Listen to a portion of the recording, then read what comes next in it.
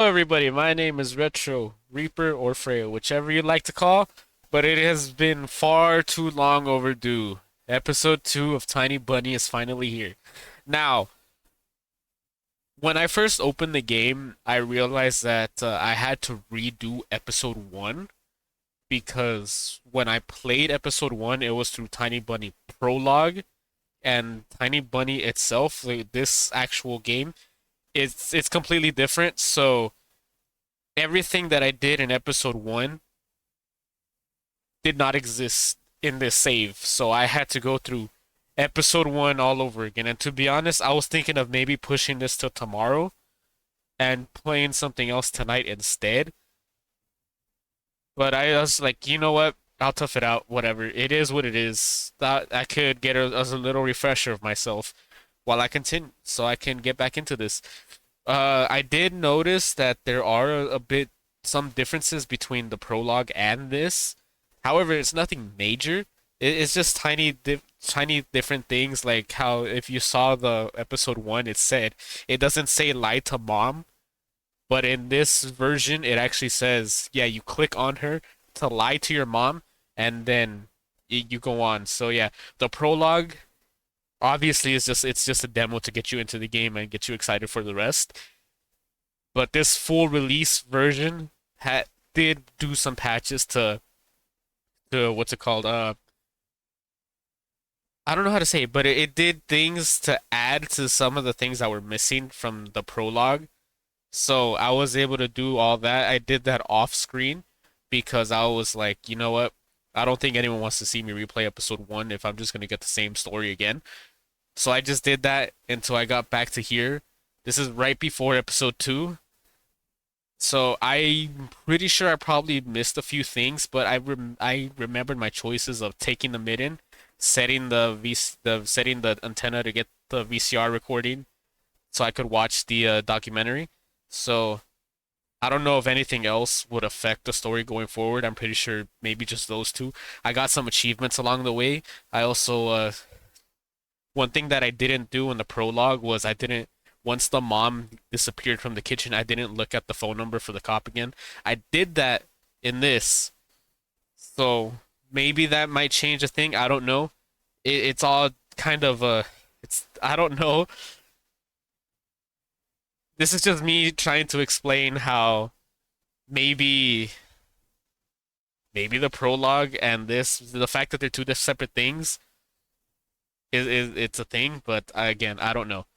It I'm just rambling on, just trying to get everyone up to speed. You know, like what happened. Okay, yes, episode 1 was in prologue.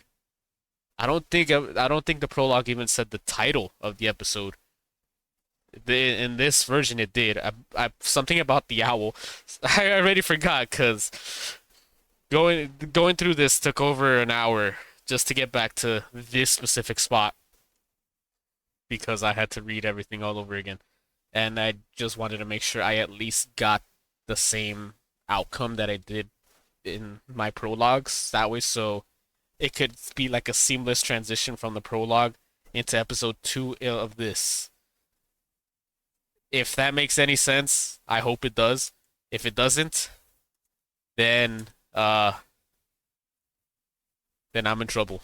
Then we're all in trouble. So this is why I'm rambling on saying how, like, yeah, if there's any differences, it's because I had to go through everything again because the prologue does not carry over the save to this. Or it might have and I just did something stupid, but it is what it is at this point and I'm just ready to continue.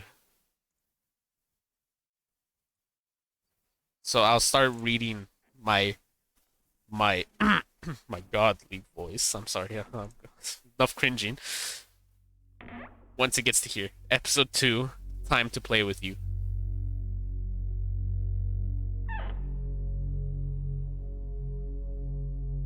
And of course, that is the kid that is missing. I forgot his name. But yes, that is the kid that is missing, and he was a bit. I'm pretty sure I found his mitten, and I thought it was covered in blood back in episode 1, but it was just snow. So yeah, but still, mitten is a mitten. Who knows? And now back to my reading voice, which I probably forgot that I did have. And I have water with me because talking a lot makes me dehydrated for some reason. I know there's a scientific reason why, but yeah, it is what it is at this point. New school, new teachers, and most importantly, new classmates, who I always have trouble connecting with. You and me too. You and me both, kid. Like most other kids with glasses, probably. I do wear glasses in real life, so yes. But I don't think the glasses are the reason I couldn't connect with other students. I think it's because I was an introvert and I didn't want to talk to anyone else unless I knew they shared the same interest as me. But the problem with that approach is you don't know what interests they have if you never approach them, so it's working against yourself in that way. Granted, group works happen, and then I was able to get friends through there, and then talking and everything. I wasn't the brightest, I say, but I graduated with honors. But I wasn't the most talkative kid, but that was also something that people in my high school liked. They knew me as the quiet kid, the kid that always wore a sweater or a hoodie and sat in the back of the class. This is a very bad stereotype, believe me, at this point. But yes, I was the quiet kid wearing a hoodie, head down in the back of the class, but I always did my work. I always did my homework. Okay, my GPA was always high. So I was also as the smart, quiet kid. And every time someone they're like, what is this guy doing here? He's like, nah, he's cool. Just don't worry about him. And it's true. Like, I knew all the gossip that was going on, and I never spread it because I was just like, oh, this is like my own novella. Soap opera, if you don't know what a novella is. This is my own novella of going through school. Look at my own drama. No one likes me. No one cares to have bothered to put me in their group. Oh well, it is what it is. Technically, I was the popular kid because everyone knew me and everyone liked me. Everyone liked talking and greeting me and everything. But I was never like in a group with them. I did form a social group, and I'm still friends with some of them to this day. But we pretty much all just got a common thing of we all liked video games. We all played video games. We like watching movies and stuff. But yeah, and enough of that. I'm also the only one in my group that wears glasses for 24/7. I do have some friends that wear glasses, but it's either to read or just to see far away. I force myself to get out of my warm bed. Me, every morning, I can't even get out of bed. I just stay in there and fall back asleep. Dad would usually drive me to my old school, but this morning, the bedroom of my parents was silent. Did they sleep in? Maybe it was a good thing. I didn't want to get the daddy's boy reputation from day one. My parents were probably still tucked in, dreaming about the good old days when everything was so simple and easy. Sweet dreams, even if far removed from reality. I silently sneaked out to the first floor so I wouldn't wake up anybody, especially the peacefully sleeping Olia. Ooh, the art in this changed. I know it's because it's, one is night, and then when I last was here was in the daytime when, I was questioned by the police and everything.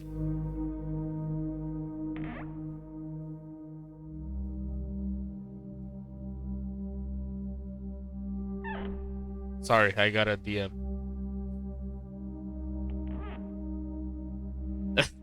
This looked like important, but yeah. Anyway, yeah, so... Yeah, I know back then, like, this is all... Excuse me, clear my throat. But, yeah, when it comes to this... Like, I know it's just different lighting, okay? That was during the day I was being questioned, and this is, like, obviously it's still dark outside, I'm pretty sure. I just love this aesthetic. This, I forgot to look at the developers of this, but the little ambient sounds you're hearing in the background, like the floor creaks and everything, the small hum of music, the visuals, which I'm pretty sure I remember saying this was all hand drawn. This is just absolute. I find it very stunning, if I'm being honest. I sang the praises of this game back at the end of the first episode, and just going through episode 2 again, it's just reminding me how much this just is filled with passion from the developers, and I just absolutely enjoy it. I used to play like this, even in our old apartment. If my soles touched the space between floorboards, it counted as stepping into lava. Oh, the classic game of the floor is lava. The clock was spurring me on with its hands. I need to hurry. Faster, faster! I was too fast, so I needed to circle the hallway once again. Boiling lava was bursting out of the cracks between floorboards. I needed to watch my step, survive at any cost. Hippity hop, like a frog jumping on molehills, like a fearful bunny in a grove full of wolves. I made a sandwich in the kitchen, shoved it in my throat, and drank it down with cold tea. I don't know if you should shove food down your throat, but okay. My appetite was as good as someone being led up the scaffold toward a guillotine. You mean like the final meal that people have before they're executed?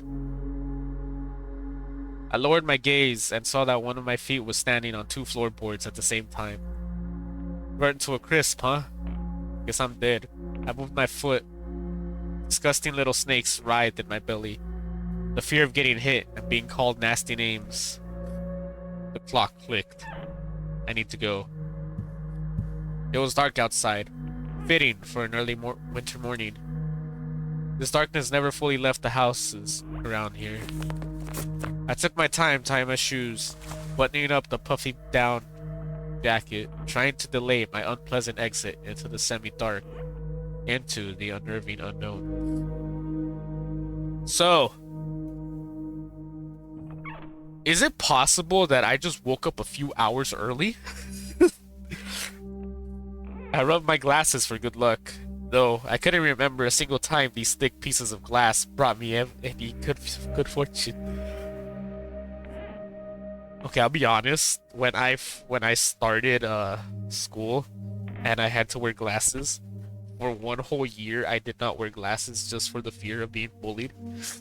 It wasn't in then I was in middle school during my 8th grade year,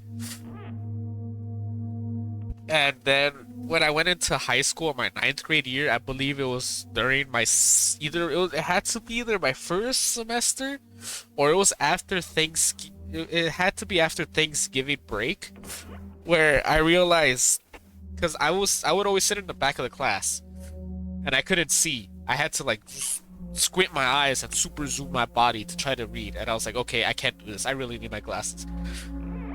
So I said, I actually texted a bunch of people. I need to wear glasses because I can't see in the back of the class, so don't make fun of me. It was reassuring that they wouldn't make fun of me, but that was of course them. I got made fun of by other people. It looks like it's night. The moon is up. The sky was akin to a giant bruise. On the east side of it, a black cloud was swelling up. It licked up stars from the sky and extinguished the rising sun. Darkness was plastered all over the treetops. The cautious cries of birds got tangled up in the thicket. I locked the front door with a long key that I wore around my neck. My parents made me wear this noose, afraid that I, being a total klutz that I am, could lose the key otherwise. The wind whizzed on the other side of the gate. It invited me into my new life, toward dubious adventures, and tagged alone, like an old buddy, pushing me in the back. Wide shadows that pines threw out covered a third of the clearing. Upon reaching the edge of the forest, I hid my nose in the coat's collar. I was squeezing through the thin fire break, my hair ruffled up, and my back hunched over. Tall trees stood on both sides of the tiny trail. The snowy blanket rustled under my feet, and the canopy of intertwined branches above my head cut me off from the already sparse starlight. The night had no plans of moving away from the forest. In this darkness, trees reminded me of a shaggy old woman that smelled of a burial earth. Well now. Their trunks turned into cracked, wrinkled faces with holes in the middle of their mouths. In the middle as their mouths. If I lost focus even for a moment, mold-covered witches would drag me into the forest's depths. Then, my parents would be walking around these parts, screaming my name. But the dead can't answer the living. Or can they? A sense of panic was growing in my chest. I was fine with Dad carrying me into the school in his hands by now, if it saved me from watching the darkness rise up in the ravines like black dough. It felt like someone jumped into the bushes behind me, so I turned around. As soon as I started walking faster, I heard the snow squeak behind me. The forest took a deep breath with the giant lungs. The windfall cracked. The wind and the birds were left behind in the field. Now, I could only hear the forest creak. I walked, listening closely, and the unseen presence grew stronger. As if someone was following me, trying to match the pace of my footsteps. I turned my head so fast it made my neck crunch. A tiny trail behind me disappeared into the darkness. Tree branches overlapped, forming a natural tunnel. Oh, there's actually voice acting in this. Okay, who's there? Okay, so I have... This probably wasn't episode 1. But, yeah. This has voice acting now, and... This is just another beautiful... I love this game so much. I've only gone through 1 episode. This is episode 2. I absolutely love this game. If I can, I would rate this a 50,000 out of 10.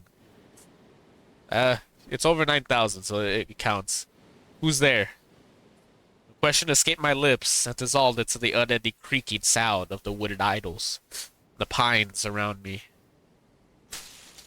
Why did I think going through the forest alone was a good idea? Well, I mean, you didn't want to be seen as a daddy's boy. I'm pretty sure you wouldn't also want to be seen as a mama's boy either. Do you even know where this school is? Or are you just blindly walking into the forest? Because I don't think it's been mentioned.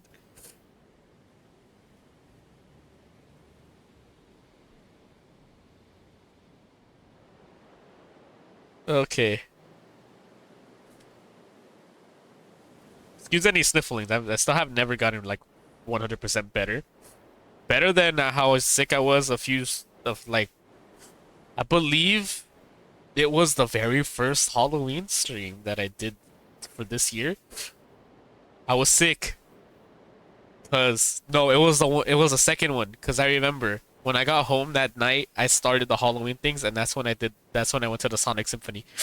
So, I never got 100% better. So if you hear sniffling or my voice starts to like sound weird, I apologize. I'm either going mad or someone had intentionally lured me away from home. Distant lights granted me a smidgen of hope. A country road. I ran there as fast as I could, as if afraid that the trail will shrink. Clawed hands will grip me by the shoulders, turn me around, and make me look at the faces of hungry forest denizens. In the end, nobody stopped me. I almost flew to the decrepit wooden bridge, disbelieving my luck. The bridge's supports bathed in a spring, tarry and ice cold. I put my hands on my knees and looked up at the forest, then snorted, trying to calm my breathing. The thicket was pretending to be asleep. It looked peaceful, lifeless. The remaining part of my commute lied through a snow-laden road, illuminated by sparse lamplights. I chased away bad thoughts and ran as fast as I could, from one circle of light to another, seeking protection from electric lamps. Just like in that game where you need to be the first to proclaim, I'm protected. Is that hide and seek? Oh, tag. Okay.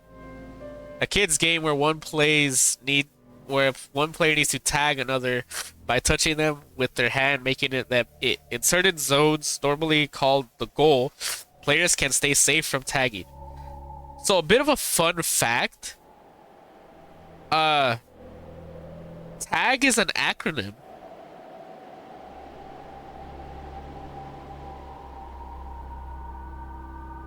So the game Tag, it's an acronym. So it should be spelled in all capital letters, TAG for tag. And sorry about that. I learned this recently, this year actually. Oh, I love the music. So tag is an acronym and it stands for touch and go. I never knew that.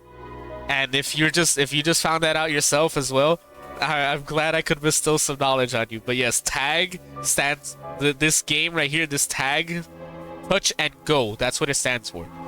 Surprise someone with some useless knowledge. It's just in this case that protection was flimsy at best, with darkness writhing outside its bounds. Then I noticed something remarkably eerie. Oh, the sound effects is just so gross, but it's so amazing. In a place where the light from an inclined lamp couldn't reach, a hairy, crooked shadow came alive with a guttural roar.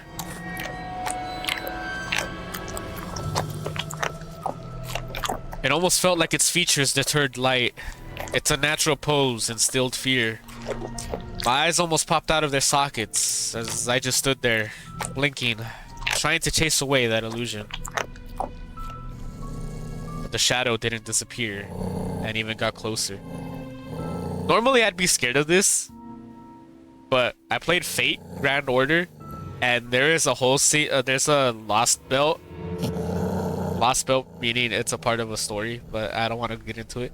That takes place in Russia, and they all turn into this, and they call them Yaga. I don't know what Yaga means. They probably said it, but yeah, it might be a Russian word. If anyone knows, please let me know if that is. But yeah, that's what they call him in that game. But the shadow didn't disappear, and even got closer. My insides were gripped by horror. I stepped back and almost fell into a snow pile. The black silhouette, on the other hand, straightened up and addressed me in a sweet voice. Sneaking around, huh?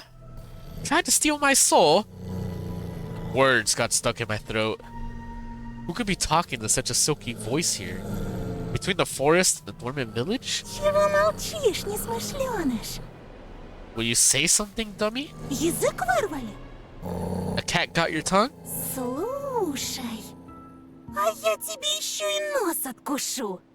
Alright, I'll bite off your nose then. That'll teach you to not poke it in places it doesn't belong. A girl stood before me, judging from the voice and the silhouette. But I couldn't even reprimand myself for getting scared by a girl. Before noticing a gaping mouth under her hood with something dangerously shiny inside. I was stunned.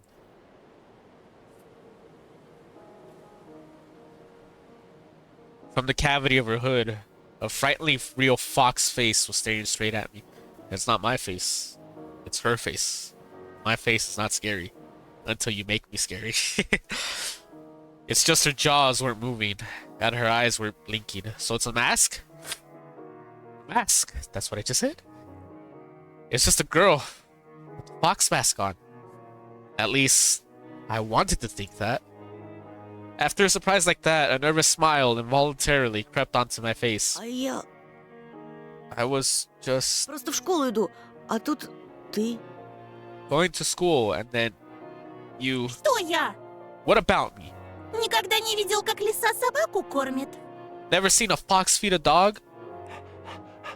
And indeed, there was a small dog circling the girl's legs. One of the strays that were chasing me yesterday, probably. Извини, я не хотел. Sorry, I didn't mean to. After hearing my voice, dog whimpered, lowered its ears, sniffed me out, and then started wagging its tail. I guess I still smelled of bologna that I ate for breakfast. For a long time, I did not know that's how you spell bologna. Whenever I read that, I read bologna. That's just me. I don't know if anyone else does that. I also do something, so like if you don't know, I'm in a Hispanic heritage. I come from Hispanic parents. So to piss them off or to piss anyone else that speaks Spanish or just to make a joke. So there's a hot sauce called tapatio. It's just a hot sauce with like a mariachi guy on the front. And the way I spell it, I mean the way it's spelled, I just say tapatio. And it either makes people laugh or it makes there's a certain noise that Hispanic that at least I believe only Mexicans, it could be more Hispanics, but yeah, they make a they both just put a smile on my face because I get a reaction out of people, and that's just how I just love getting a reaction out of people. So long as it's a positive one that doesn't hurt anyone anyway.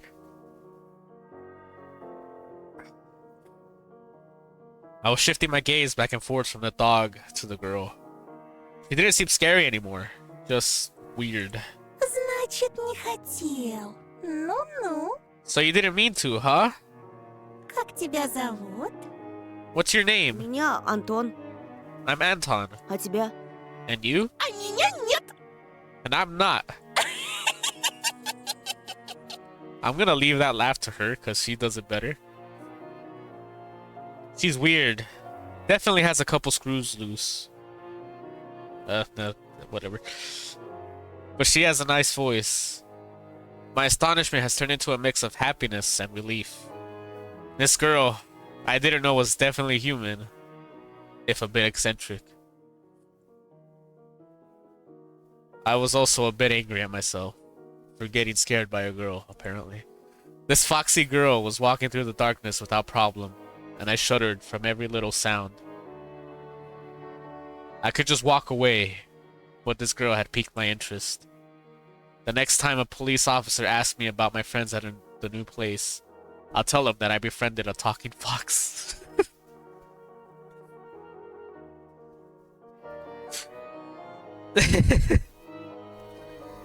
Yeah, sorry this took me a while to get to. I originally planned it to be earlier in the week, but I had to do some stuff I had some stuff to do in real life, so I couldn't have a really long stream, so I just kept pushing it back. I also, yeah, as you heard, this version has voice acting, which the prologue didn't have, and I know you told me the prologue, it didn't say lie to mom, and I had to click on her. This version actually did.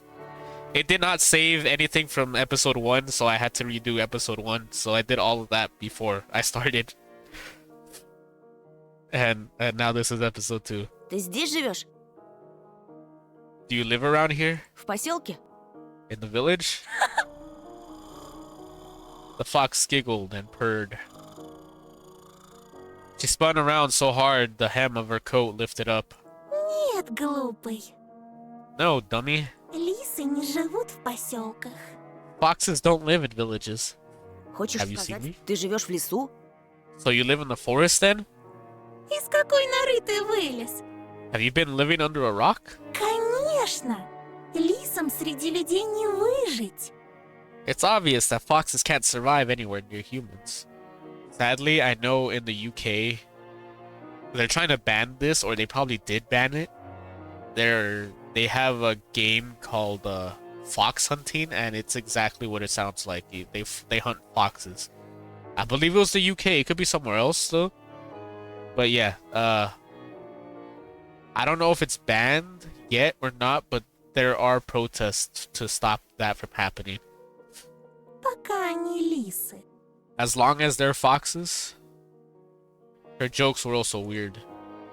Just like her carnival mask. Paper mache with fur glued onto it. The dog reminded us of its existence with a loud bark.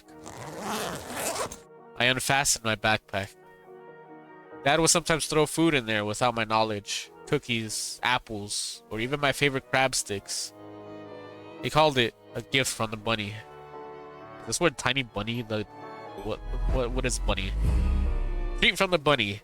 The uneaten part of a business lunch or a treat specifically bought for children. Parents would tell their children that a bunny asked them to deliver said treat. But it could also be any other animal, a squirrel or a bear, for example.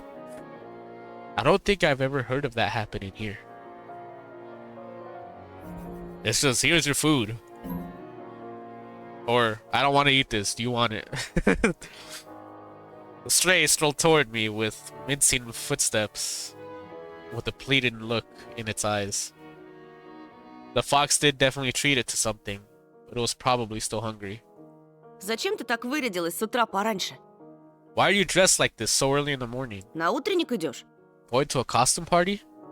Whoa.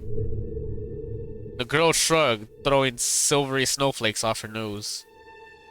And a human form along with them, turning into a genuine beast. A real fox. Agile. Cunning. Dangerous. A moment of hesitation, and you'll be ripped to shreds. He'll tear you up and gulp you down without breaking a sweat.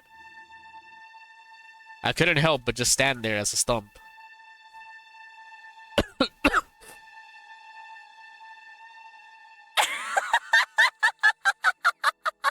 Until I heard her calm, melodic laughter, hidden underneath the beastly mask. Видел бы ты свою маску, сладенький. I wish you could have seen your own mask, sweetie. Sweet?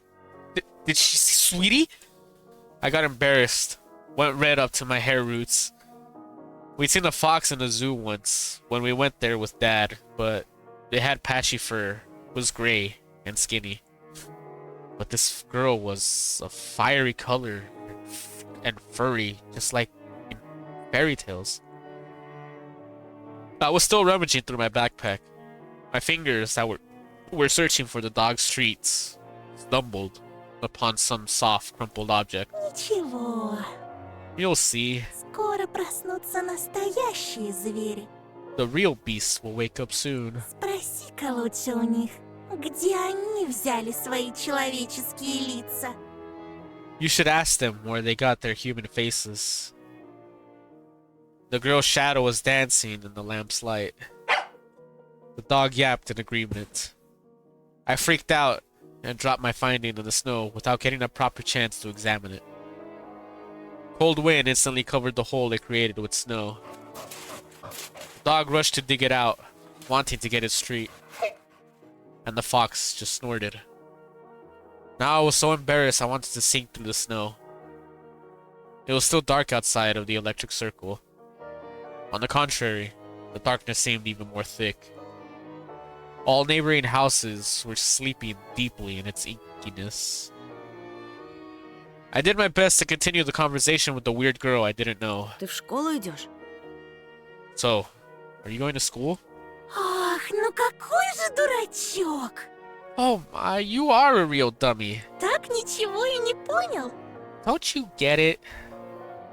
Welp, I was trying to be friendly, but she can't stop mocking me. Calling me dummy and all. It's about to get hit with this backpack. And I should have just moved along without paying any attention to this weirdo and her stupid dog. Well, now don't call the dog stupid. What is wrong with you? А ты чего обзываешься? Why are you so mean? Не хочешь отвечать, и пожалуйста. Don't answer if you don't want to. There's a typo there. Никто не требует. It's not like I care. Still, something froze me in place, tugged me toward the dark figure. A mysterious appearance. Her voice that was velvety and just languid enough. I was intrigued and excited. I watched her as people watch fires burn. Ой, да не дуйся. Oh, stop pouting. Иди-ка лучше. Look here. Ты нравишься Жульке. Zulka took a liking to you. The dog was digging through the snow with sharp movements, snoring loudly. The fox turned around and looked at the windows of a nearby house as it timbered front through the white mist. The tip of her fake nose was shining under the lamp's light. И не только ей. And maybe someone else too. I went red again, like a boiled crayfish this time.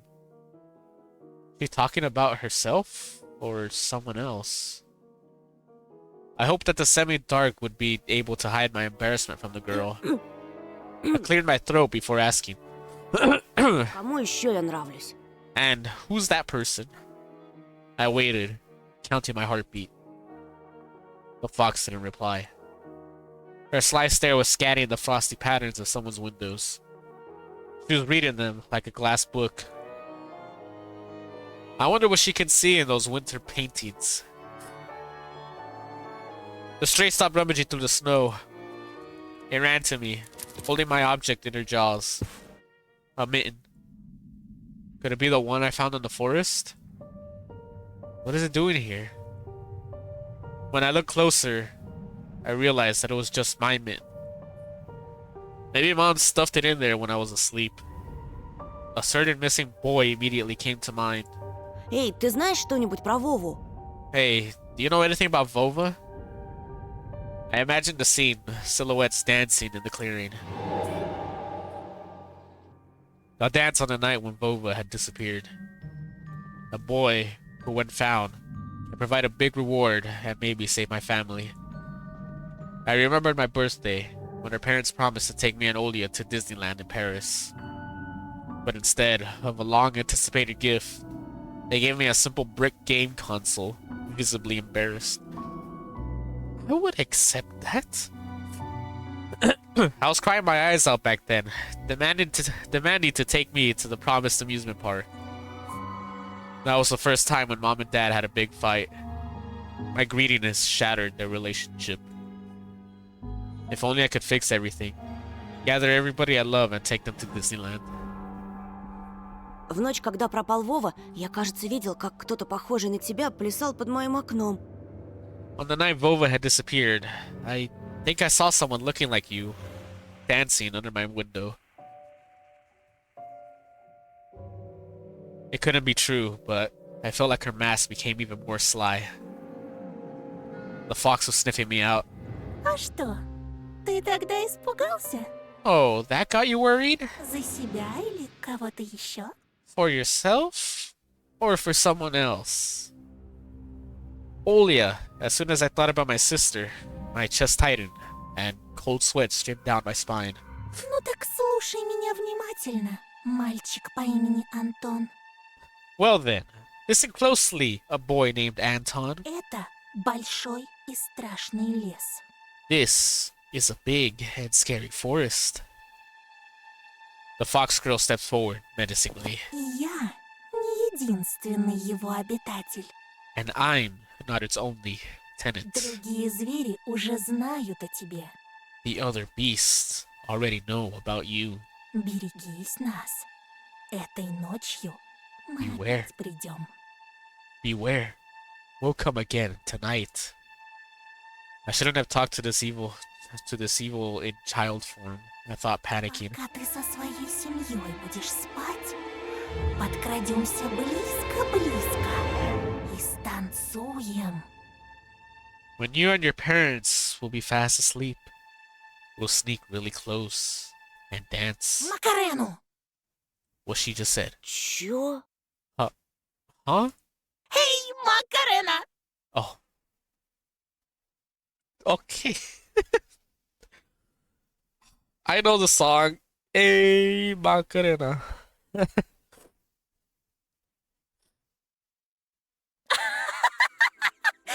тебя прямо челюсть отвисла, Антоша!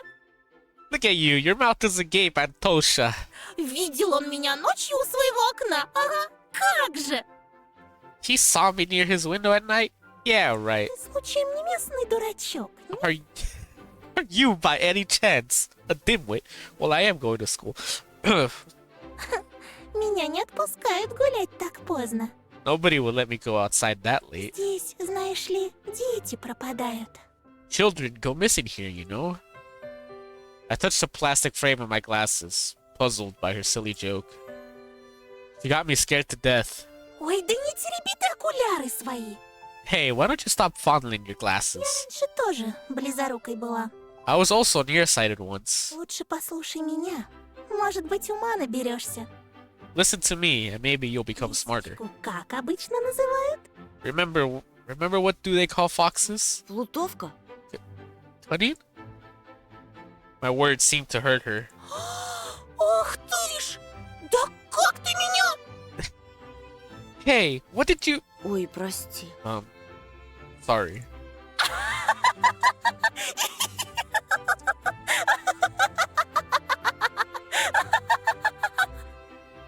Her laughter was akin to the jingle of a pair of silver bells. Да шучу я! Just pulling your leg. Конечно, плутовкой.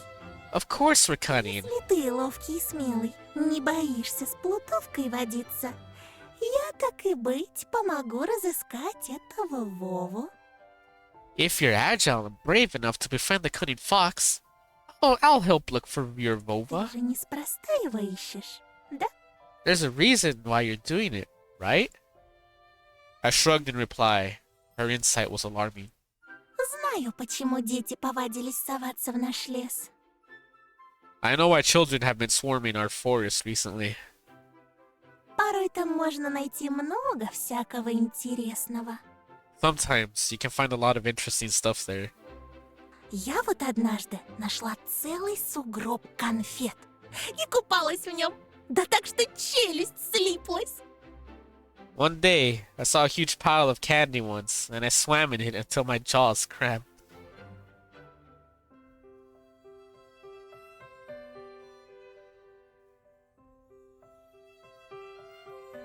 What? I'm confused. What? Hello? A pile of candy? I couldn't deduce whether she believed in what she was saying from the tone of her voice. Automod?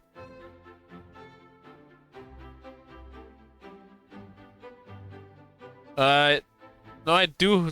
Oh no, there's. I don't know if I have Automod set to be extreme, but because I still get bots that send stuff in chat, so I don't even know if I even have like an actual Automod. I showed her another smile, a fake one this time. Смотрите-ка, какой недоверчивый.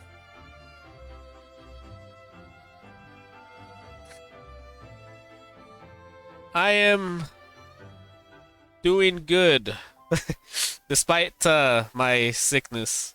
But yeah, have a look. I'll look at that after. Boo, so wary. Ну, а что ты на это скажешь? Well, what will you say to this then? Wow. She held out her hand in a furry mitten. There was an assortment of sweets in her palms.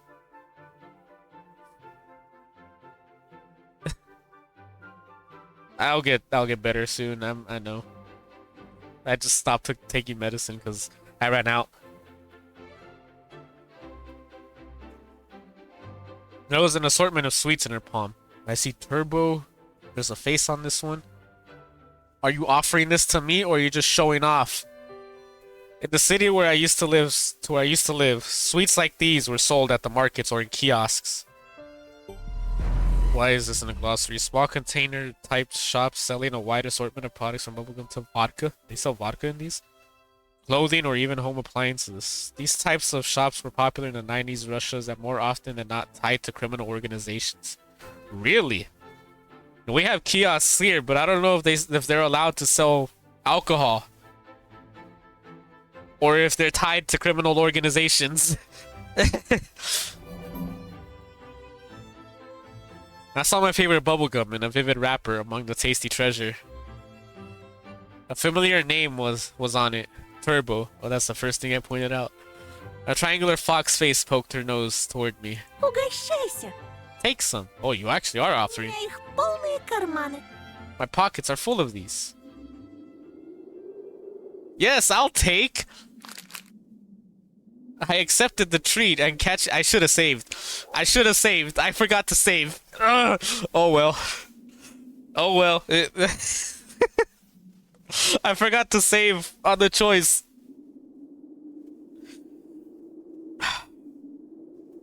Oh well, it is what it is. I accepted the treat and catching a whiff of the girl's smell. Fur, fireworks, and citrus. The smell of holidays. My fingers tingled while I was carefully unwrapping the gum. Peachy aroma entered my nostrils. And something else. Something unfamiliar, but pleasant. The fruity cube entered my mouth. Ended up in my mouth. I started moving my molars, chewing the gum. It tasted like your usual Turkish gum, only my tongue went a bit numb. I couldn't believe my luck after opening the insert. Mercedes-Benz. What is the glossary in this? Bubblegum inserts games. A type of game where players put bubblegum inserts into their palm and try to flip it up by throwing it in the air.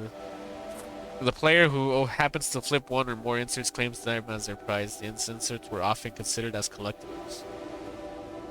There's a bubblegum that we have here, but it didn't have like these games. It had comics. I think it was called Bazooka. Bazooka bubblegum, and it had comics on it as the wrapper. I looked at a Mercedes-Benz, an extremely rare and hence desirable collector's item for any boy from my previous neighborhood. My heart skipped a beat. I was barely able to tear my eyes off the insert, still stunned. Это... This is... Теперь понял, что можно найти в лесу? Now do you see what can be found in the forest? Только на твоем месте я бы туда в одиночку не ходила. Still, I wouldn't go there alone if I were you. Тебе вон от жвачки в забу дыханье сперло. You get so flustered over simple bubblegum after all. А представляешь, что с тобой будет, если найдешь чемодан таких фантиков? Imagine what would happen if you found a travel case worth of these. Голову напрочь снесет. И пиши пропало. It'll surely blow your mind. Unusual treats, just like everything else about her.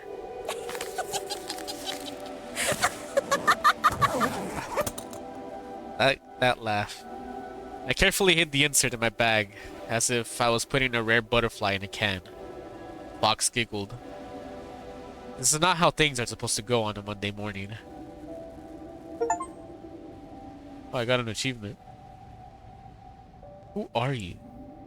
I refrained from asking that question. She wouldn't answer anyway, or she'll just lie.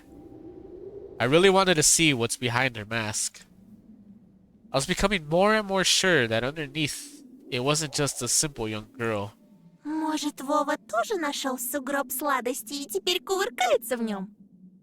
What if Vova also found a snow pile with sweets and is now rolling in it? Слушай, вдруг он решил остаться в лесу? Actually, what if he decided to stay in the forest? Да, наверное, ему очень холодно в одной варежке. He must be so cold without his second mitten then. The wind caught her words like a smoke from a fire and carried them deep into the darkness, into the creepy thicket. The trees behind me creaked with their bony branches. Или с ним что-то случилось в пути. Or what if something happened to him along the way? Что-то страшное. Something terrible. The forest reacted to her words, became alive. It sniffed me out, perking up its ears just like a curious beast.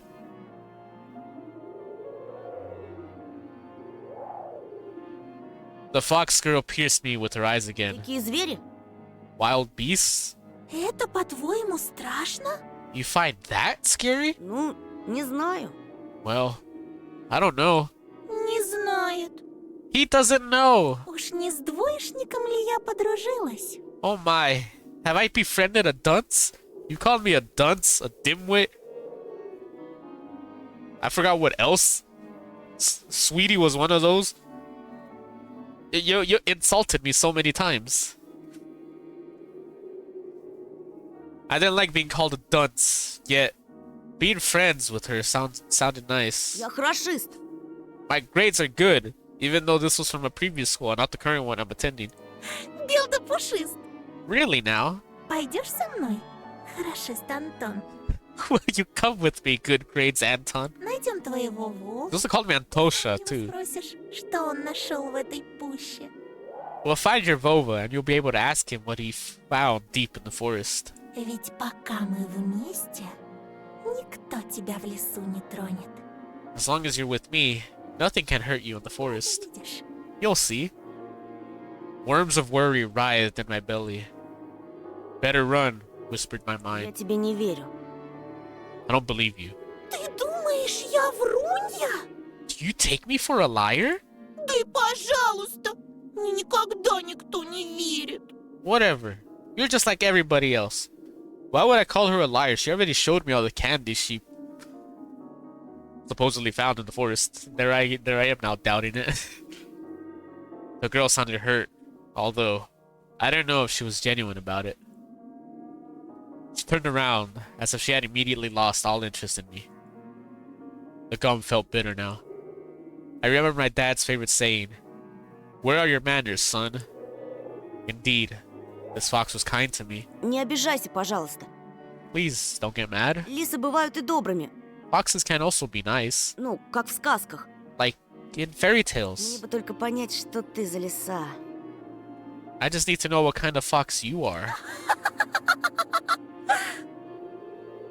The girl giggled, hiding the nose of her mask in her hands. Тогда пойдем со мной в лес, и ты все обо мне узнаешь. And follow me into the forest, and you'll get to know me. Но не сейчас, а когда рассветет. А то тебя, бедного, всего аж потряхивает. But not right now. When it gets bright. I mean, your whole body is shaking, you poor thing. Того и гляди, кондрашка хватит. I don't want you to get a stroke. I'll just run away like I did from all the beasts in episode 1. Ай да, провожу тебя до школы. Hey, let me accompany you to school. Please do. After hearing this, the dog barked in agreement and stopped messing with them, and I honestly forgot the dog was there. I leaned in, trying to grab the piece of handwear that almost ran away from me. Если тебе по пути, Well, if we're going in the same direction. We went toward the school and the lost dawn. Here and there, the lights came on in the windows of houses we passed, as if their inhabitants were sending us warning signs. Silhouettes lurked behind curtains. Dogs let out occasional barks. Spirals of gray smoke rose from chimneys. TVs bustled and dishes clanged in kitchens. What is these glowing lights back here in the trees? Oh, there's a house there. Never mind.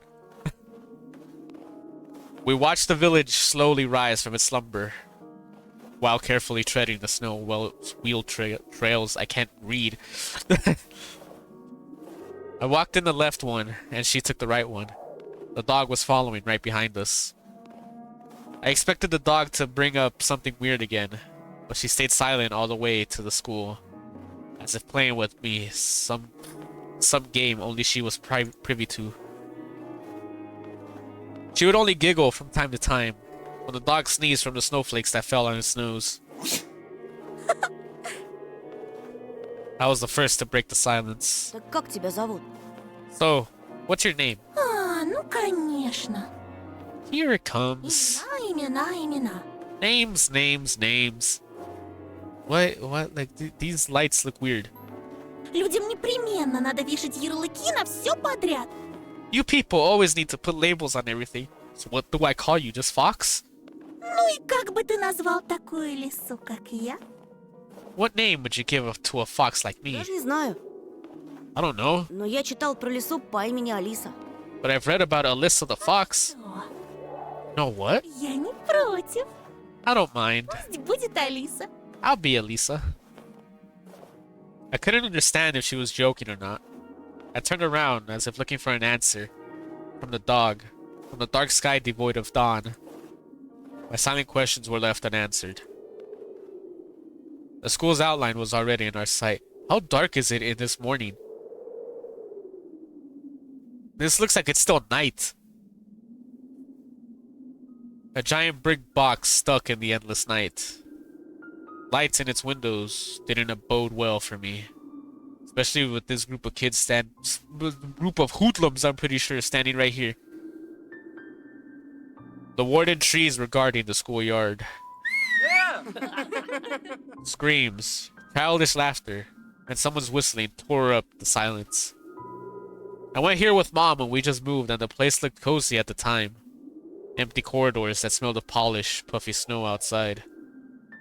The second time I came alone to get the books and just kept on imagining my peers rolling down the railings, grade schoolers running to the library, and teachers marching down the corridor with the air of self-importance around them.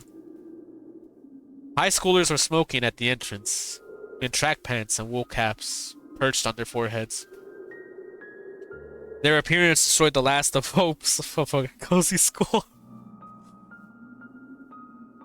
Oh, it's very dark in Russian. Okay. Yeah, because here, all we get is that the sun sets faster in the winter, and it, like 6 a.m. would still be dark, but it starts to get bright around 6:30 to 7, so that's why it's just completely different here.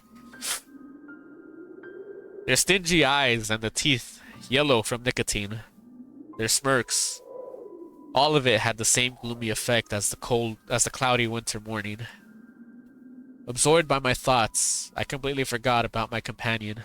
После уроков жду тебя на заднем дворе, I'll wait for you at the backyard after school, возле повешенного. near the hanged man. The hanged man? Возле кого?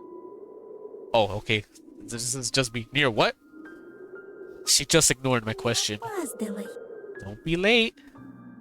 I hesitated. Blowing hot and cold again.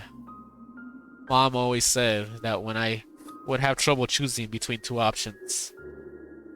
Thinking about Mom helped me reply. После школы сразу домой. Going straight home after school. Эх, Антоша, Антоша, это я тебя так просто отпустила. Well, Antosha, going to let you off the hook. Другие же незаметно подкрадутся со своими улыбочками и вцепятся. Клещами не оторвешь. But the others will creep up to you with their smiles and sink their teeth into you. Won't be able to shake them off as easily. Попомни мои слова. Remember my words. Whoa. Oh, the fox opened her mouth in a wide yawn. I didn't expect that. What kind of trick is this? Someone running in the distance called out my name.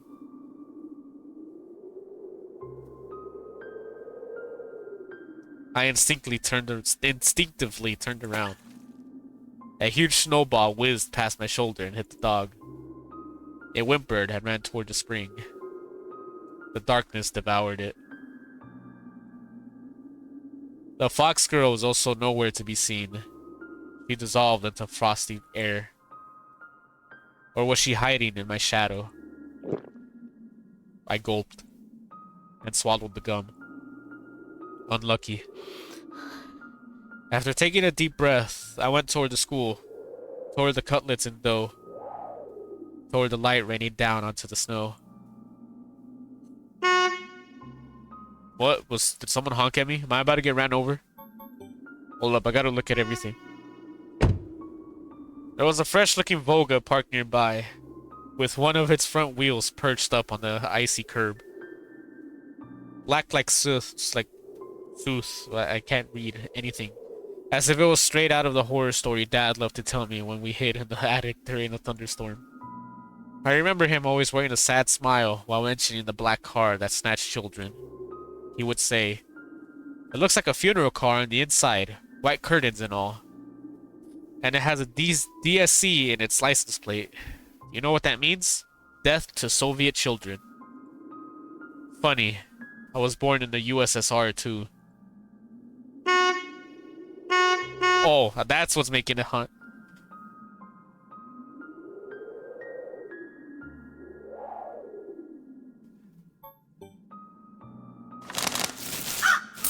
Whose nest is this, I wonder? A thieving magpie? Then it probably has all sorts of shiny things in it. Pieces of colorful glass, bottle caps, polished coins, or child braces.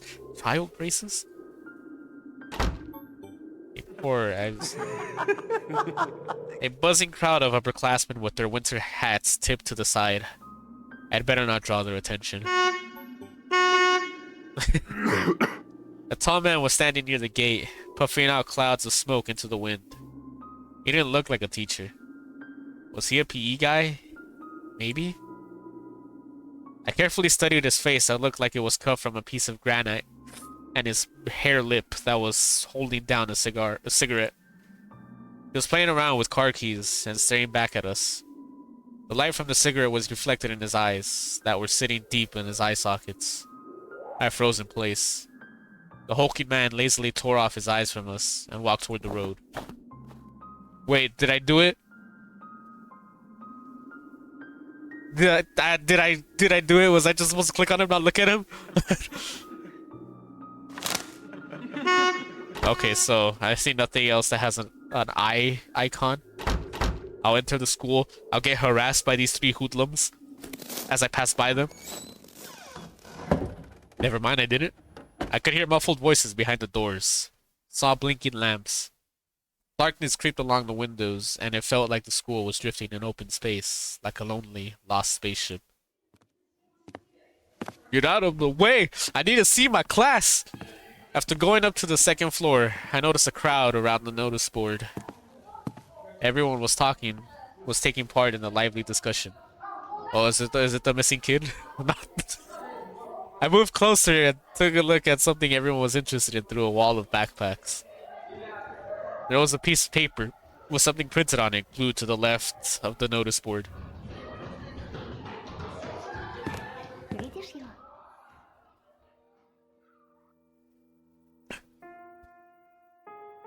Vova Matyutkin, 10 years old, grade 4, B. He left his home on January the 5th around 1600 or 4 p.m. and never returned. Was last seen at the bridge over the Smorodina River. He was wearing an orange coat with a hood, a black wool cap, a scarf, and mittens with green stripes. Might have had a plastic toy gun on him. Features: 142 centimeters tall, skinny, brown hair, and green eyes. Please call these numbers if you have any information on Vova's whereabouts. Child missing. The big fat, well, I don't know if he was fat. The big guy that was smoking out in the front, who probably didn't belong there. Vova, I just said the name a few minutes ago. Matyutkin. That was his name. A 4th grader. On that grainy print, Vova looked dead, with a black mouth and dark, empty eye sockets.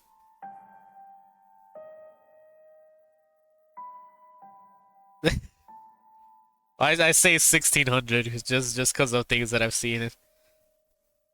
Could it be that darkness dwelling deep in the forest invaded his pores and mutilated his face? A plastic toy gun couldn't protect him from the whispering branches and the howling wind. Empty eyes of the lost boy pierced through my soul, as if pleading. Unable to meet a stare, I turned around and rushed to the window. Took a seat on the windowsill.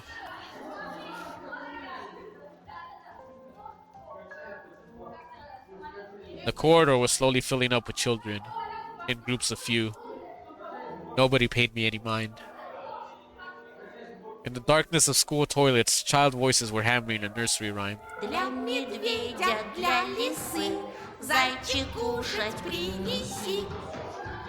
For the fox and for the bear, bunny, tasty meals prepare. I turned my head toward them, trying to get a better look at their features, but then my attention was stolen by a loud clicking sound. A female teacher marched down the corridor with her chin raised up high. Her heels were hitting the floor like a miniature hooves. A girl was trailing her every step. She was also looking pompous, stopping along the way and whispering some secret in her friend's ear. Looking at me. You see that kid right there with the glasses? Yeah, he's stupid. She was probably a class rep since she was carrying an attendance register book. Екатерина, возьми, пожалуйста. I can't. How do you say that? Ekaterina? Take this, please. Speak again so I could know how to say her voice. I mean her name. The teacher opened the classroom door, and the crowd of children swarmed in, screaming and pushing. Why does she look so smug? Out of all of them, a tall redhead fat boy caught my attention. His face was full of blisters. He looked like the insides of a pomegranate. A bad feeling risen up the hair on the back of my head. I've seen boys like him before. Unsettled eyes, cackling laughter. The girl, who was a smaller copy of the teacher, warned the boy with a wave of her hand and entered the room through the clearing in the crowd. Some other guy stood in the way of the crowd, and the redhead immediately shoved him. Move your legs, moron! The boy flew head first, flailing his hands, trying to keep his balance. The fatso burst out laughing, and a couple of kids joined his nasty cackling. Their laughter sounded like someone was snipping with huge garden scissors. And that's weird. I went to school here in America. It's usually the fat kids that get bullied. Not well, it's possible that they can be, but normally I've seen is that the fat kids are the ones that get bullied. So that's kind of weird that that's different on this. The classroom sucked all of the kids in. The corridor stood empty. I wanted to grow roots and stay on the windowsill.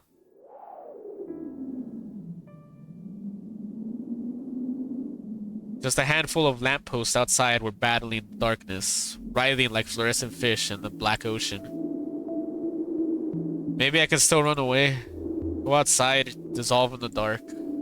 I imagine myself running through the snow. How it squeaks under my boots, and how I'm becoming lighter and lighter with every step. The ringer's trill blew that illusion away. I tore myself from the window with great effort, and took a couple of deep breaths, trying to at least calm down my mad pulse, and entered the classroom.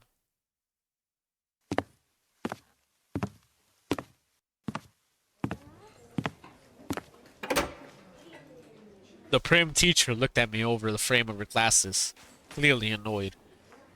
We're walking in, the last one to walk in, and waiting until the bell rang, I'm sure. Я новенький. I'm the transfer student. Мне вот сказали к вам подойти. I was told to come here. The snowy forest trail was winding in front of my eyes. The pines rustled, but it didn't sound predatory anymore. She buried herself in the register and flicked through the А pages. фамилия-то как? Your last name? Петров. Petrov. Громче говори. Huh? What are you mumbling there? Honestly, like, I really am loving this episode. I don't know if it's like the added voice acting. The prologue obviously didn't have it. But also like it's like the visuals got a different look compared to episode 1. Like this is has like a more darker thing. It could be just because it's still dark outside, but yeah. Чего мямлишь? Say it clearly. Also, it's also opening up more of the world around me, which is I'm also finding more intriguing as well. Петров. Petrov, Нет такого. you're not on the list. He measured me with a long and heavy stare, as if trying to see if I was lying. I wanted to sink through the floor. Hazy faces observed all of that form, all from the left. The classroom breathed and snorted in unison, like a living organism, like a dangerous beast. Ты не ошибся? Are you sure? Нет такого в списке. I don't have you in my register. My knees chose the worst time to start shaking, and I felt dizzy. I clutched my fists so hard my knuckles became Мне white. сказали, 204 кабинет, Лилия Павловна, 6 В. They told me to come to classroom 204 to ask for Lilia Pavlovna, class 6C. Apparently everyone in the classroom took my words for some sort of joke because they were all laughing. Что за бардак? What's wrong with the school? The classroom fell silent. The kids hid their smirks for a better occasion. Понаберут студентов. Why do we hire so many interns? Только знает, что губяки свои маливать. А я разгребай, значит. They all know how to put lipstick all over their bulging lips, but when it comes to real problems, I have to solve everything. I've heard this argument so many times from the teachers that we have here as well. Though it's not that they hire interns, it's that they hire student workers, and so they throw that onto them, or the students themselves are the ones helping the teacher, like how the class rep was there. А бумаги-то кто заполнять будет? Не первый раз ведь уже. How did they send you here without any proper paperwork? Ugh. We've had the same thing happen so many times already. Подожди здесь. Сейчас. Wait here. I'll be back. Сейчас я им устрою. After I have a little chat with them. Hell's about to be raised in that office. The teacher flew past me, mumbling something to herself in righteous anger, and I was left standing at the center of the classroom. I'm the teacher now. Like a convict in front of a firing squad. Never mind. I'm the new victim. I lowered my gaze, feeling the mocking stares from all around the classroom directed at me. They prickled my skin, danced on it like laser sights. Whoa. Once again, I imagine running far away from this place, fighting the clawing wind, soaring high above the pines in one long jump, with the wind at my back as my only companion. The eyes of my future classmates were asking, this new boy, is he one of us or an outsider? Somebody whispered something and stifled laughter rolled through the classroom. Доску вытри! Wipe the board. How about you get up and wipe the board? I guess it was easy to guess who was the main prankster here. Шкарик! Hey, Four Eyes. Listen, I was on the bullying. I could come up with insults for you, Mr. Volcanic Face. Ты чё, не только слепой, но еще и глухой? Are you not only blind, but also deaf? Доску вытри, говорю! I said, wipe the board. My knees weren't the only shaking part of my body anymore. I also would not say this in school. I was very shy and also did not have any confidence, so I would just like stay quiet or just stand there still. Or I make a joke. Yeah, I am deaf. Can you repeat that again? I was trembling from head to toe, and I prayed for the teacher to come back sooner.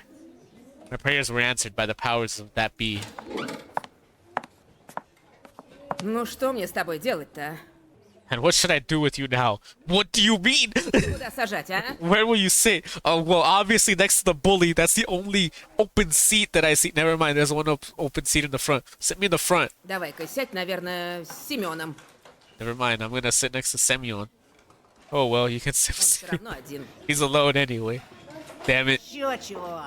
No way. The fatso put his backpack on the seat beside me in defiance, scratched his belly and smirked.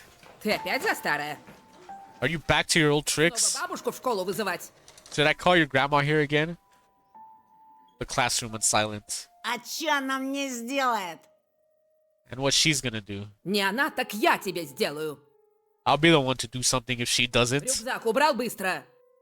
Put away your backpack now. Semyon didn't move a muscle. He started studying the portraits of writers on the wall, looking bored. I needed to do something to resolve this somehow, to save myself.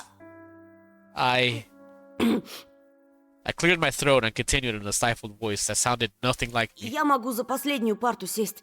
I can sit in the last row. Там, кажется, свободно. I think there's a free seat. The teacher snorted loudly. This teacher does not feel in control anymore. He looked at me, then at Semyon, then back at me. Ладно, садись пока туда. Fine, go there for А с now. тобой, Бабурин, мы еще поговорим. And you, Baburian. Oh, is that his last name? I'll have a talk with you later. Чтобы подошел после уроков. Come to me after Будешь classes. по классу дежурить, ясно? You'll be on cleaning duty. Got it? Oh, that is his last name. Semyon forced out a twisted smile. Juicy pimples were growing on the tip of his nose, ripe for the taking. Gross. I didn't want to picture that. I walked carefully, afraid to stumble and fall, causing another outburst of laughter from everyone. I took my seat at the back, at the last table, where I was met with a pile of old posters. The outcasts took their seats, and the class was ready to start. Вот и хорошо. Начнем урок. Now, this is settled. Let's start the class. So did I just call myself an outcast? Традиции русской и мировой литературы в рассказе Зощенко «Не надо врать». Today's theme is traditions of Russian and international literature in Solzhenko's Don't Lie. Oh, jeez. The fatso turned back to me. His stare informed me of the coming days, weeks, and months of bullying. I've got my eyes on you, said his watery look. And I got all 4 of my eyes on you as well. After a couple of periods, I had already noticed a yellow spit stain in my notebook. And where did that come from? Then, at the cafeteria, this Simeon accidentally spilled a glass of compote on me. What is what that? I feel like I've heard that. A dessert drink brewed from a mix of dry fruit and berries. Oh, I definitely have heard of that somewhere. And then he flailed his hands around after exiting the toilet so some of the liquid from his hands would get on me. Gross. I got a ruler that this kid's face is about to meet. Just before the final period for today, Semyon pushed me into a buzzing crowd of girls from our class.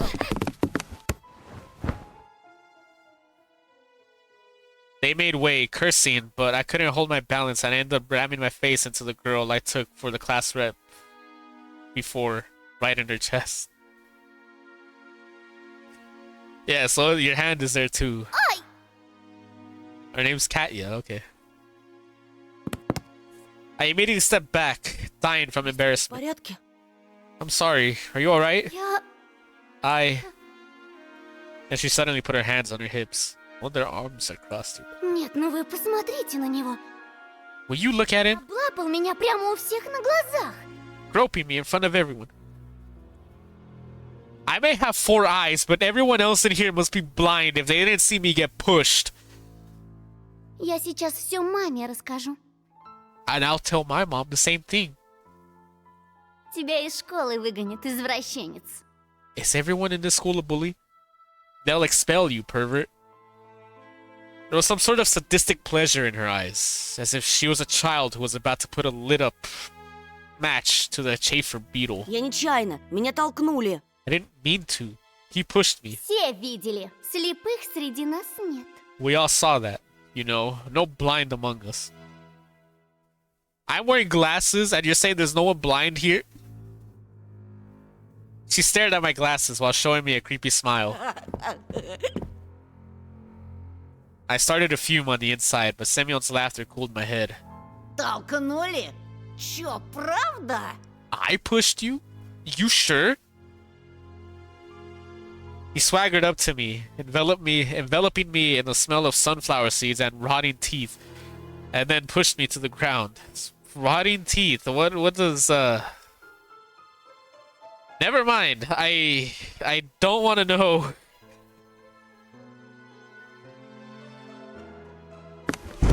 Вот так, да?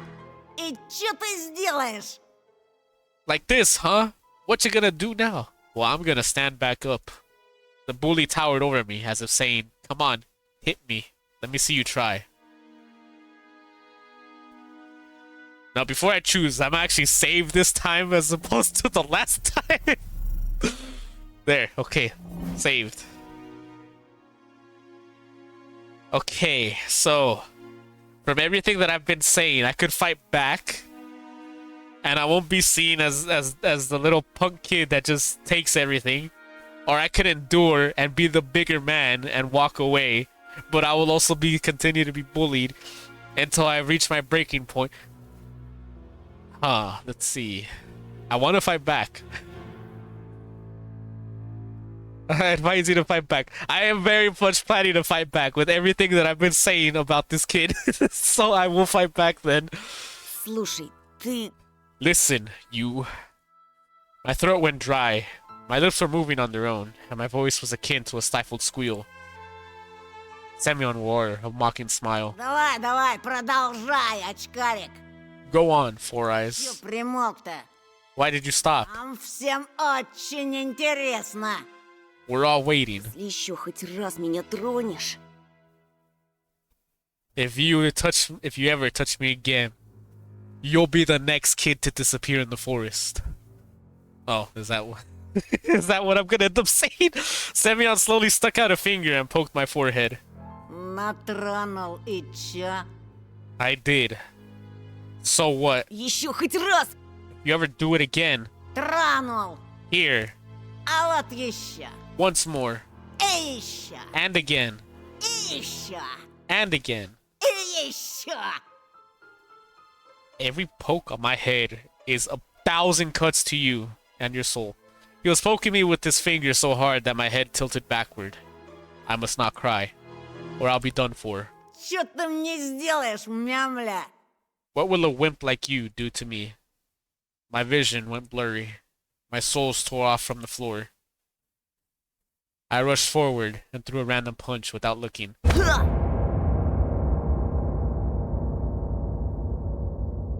What I saw when I opened my eyes was beautiful and horrified at the same time. My ruler didn't meet your face, but my fist sure did. Semyon was holding his ear. You used force. That's the name of the no pain. You used force. Okay, achievement. Semyon was holding his ear and blinking in amazement. Was I the first person to rebel against his absolute rule? Стопэ! Лена! I needed to run, but I was already surrounded by his cronies. Лилия Павловна! Lilia Paul. Oh, I hate these kids. Лилия Павловна! Петров Бабурина ударил! Lilia Pavlovna. Petrov just hit Baburi. Like, what? Like, I know you're all working together, but Simeon's cheeks grew even redder and his pimples even wider. Again, gross, like the heads of larvae. I did not want to picture that, but thanks. But a smile flashed on his face. That was only noticed among his comrades. He got really close to me. The smell of rotten teeth washed over me. Тебе You пиздец! are fucking done. His voice was evil and dangerous, like someone tore off the lid from a kettle with boiling fat. I was waiting to get hit, counting the thumps of my heart and guessing where his fist will go. Knowing bullies, it'll go to my stomach first. The solar plexus, I don't know where that is. The jaw, the nose. But he just turned around and walked off. A thought, cold and sober and extremely rational, popped up in my head. I'm going to get killed today.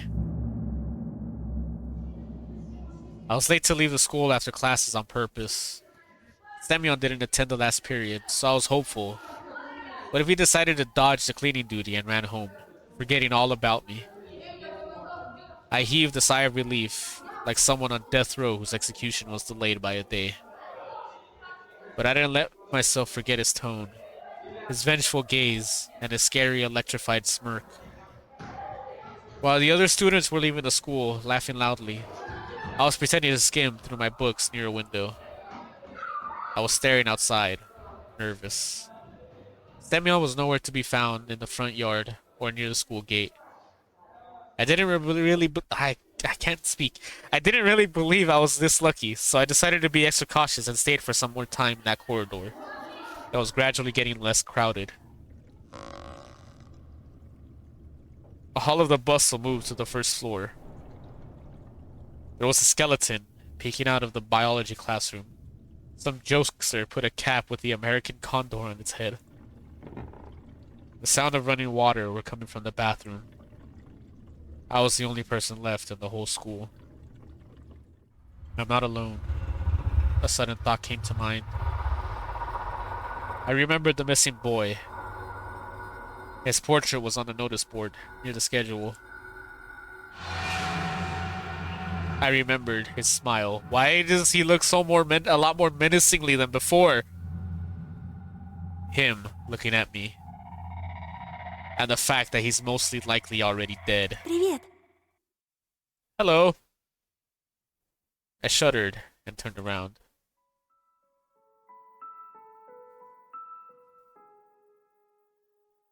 At first, my eyes stumbled upon the black violin case. Then I noticed a girl from my class was holding it. Is this my first love?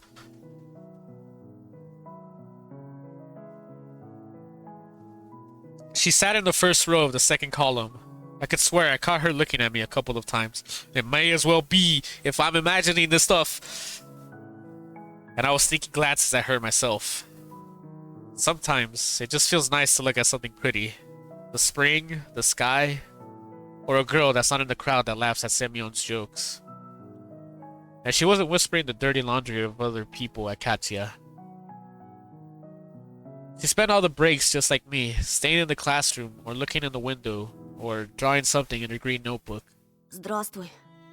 Hello? I turned red and pretended I was studying the pattern of the wooden board, the wooden Круто floor. ты ему врезал. It was cool, the way you hit him. Это вышло случайно. It was just an accident, almost. Yeah, it was just an accident. I was walking towards him, and then I tripped on my shoelace, and then to break my fall, I took his face as a safety net, so I used my fist to stop myself from falling. I started shoving books in my backpack to at least put something in my hands. Вроде Семен раньше таким не был. Semyon wasn't like that before. Like the bully, or like someone who just looked like he was about to commit murder. Он к нам недавно перевелся. He also transferred here just recently.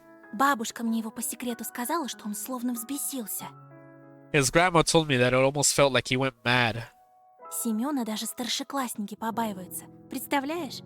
Even the upperclassmen fear Semyon. Did you know? I am surprised. А ты вот молодец. But you're different. Не струсил. You're brave. Yes, I have some kid's dead glove in my house. You want to see it? Угу. I mumbled in reply. Yeah, right. Me? Brave?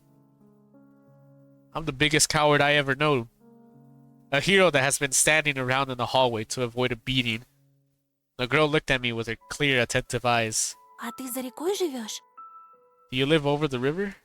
В том деревянном доме? In that wooden house? Mayhaps, are you stalking me? Ну да. Yeah. Там, наверное, страшно. Must be scary living there. Да еще через лес идти. And you also have to cross the forest. Я бы так не смогла. I wouldn't be able to do that. Are you singing my praises of something I could just easily do? Huh, you know, I also went into the forest to try to find this kid myself, all by myself, after I lied to my mom. I shivered at the mention of the forest. I thought of intertwining branches of a snake-like trail, of endless darkness that spread like mold among the crooked trees. So I straight up lied. Да не так уж там и страшно. It's not that scary. А что тебя так пугает? What's so scary about it for you? She smiled after a brief pause, as if brushing off a daydream. Да так. Ничего. Well, actually, never mind. Меня, кстати, Полина зовут. My name is Paulina, by the way, А меня Антон. and I'm Anton. Ну, это я знаю. I already know that. Well, you know it's manners to say your name after someone introduces yourself? But, okay. Слушай, Антон. Hey, Anton. She stumbled, as if trying to decide whether she could continue. А что ты делаешь после школы? What are you doing after school? My chest felt prickly after her innocent question, yet somehow it felt pleasant. Isn't it after school right now? I stayed up here to avoid dying. Ничего такого. Nothing much. I stumbled and didn't finish my sentence. What happened to the background? Wait, what's going on? What? Am I dead?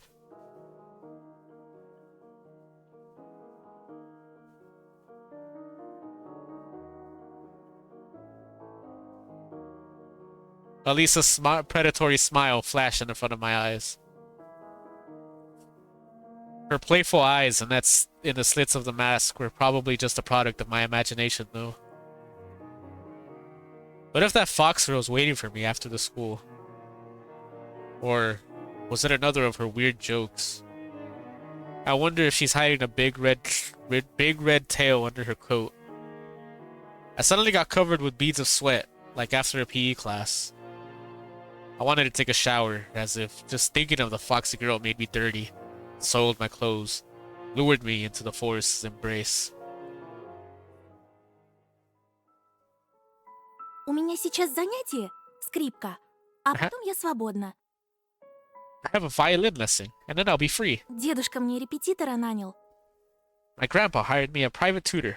Наш учитель музыки, он же скрипач. А здесь, в поселке, ему некому преподавать. Только мне. Our music teacher is a violinist, and he doesn't have anyone to teach here, except for me.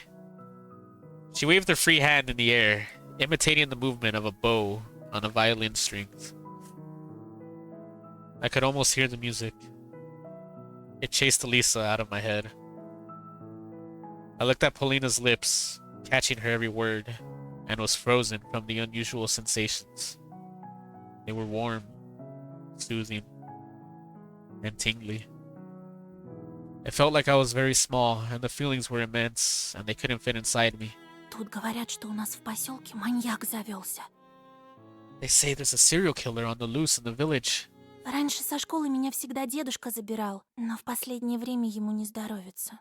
Normally, Grandpa would escort me home from school, but he's been sick lately. Are you asking me to escort you home? I stuck a glance at Boba's photo. His eye wells were studying me, his lips wearing black lipstick. Just like the portrait on a gravestone. Ты не подумай, я не трусишка, просто... I mean, I'm not a coward, it's just... Просто мне кажется, что с тобой будет безопаснее.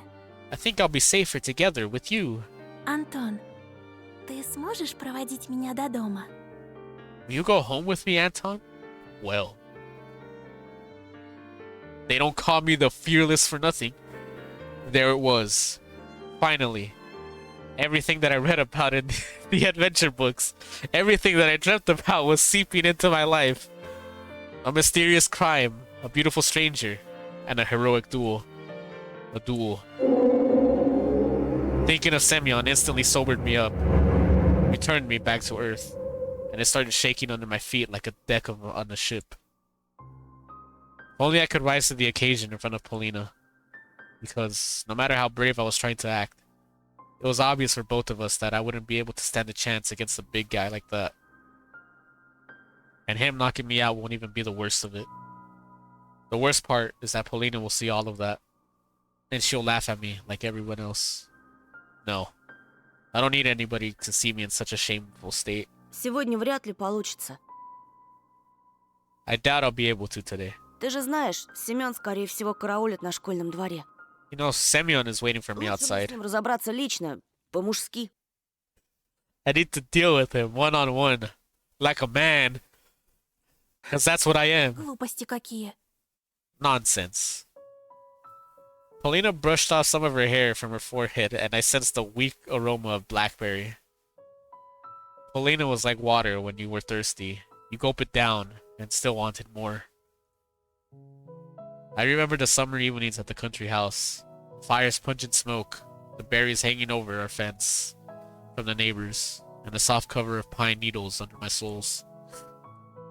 Those few peaceful days when I felt completely safe. My mom resting in the hammock, my dad putting meat on a skewer. Could have I foreseen the upcoming catastrophe in the crackle of the coals, in our parents' laughs, the smell of the fleeting July? Could I have seen how fragile the world was? Думаешь, этот дикарь будет честно драться? Do you really think that savage will give you a fair fight?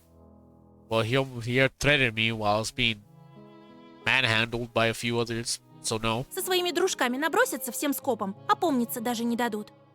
He'll just swarm you with his friends, without giving you a chance to catch a breath. Paulina suddenly flashed a devious smile. Но если мы пойдем вместе, это их ошарашит. But if we go together, they will be put off. Я же не только первая скрипка на деревне. Еще и девочка. I'm not only the first violin of this village, I'm also a girl. Слышала от знакомого хулигана, что он никогда не нападает на кого-то в присутствии девушки. I've heard from a delinquent I know that he'll never attack someone when there's a girl around. Did you not see when he pushed me into that other girl? Or when he kept mocking me?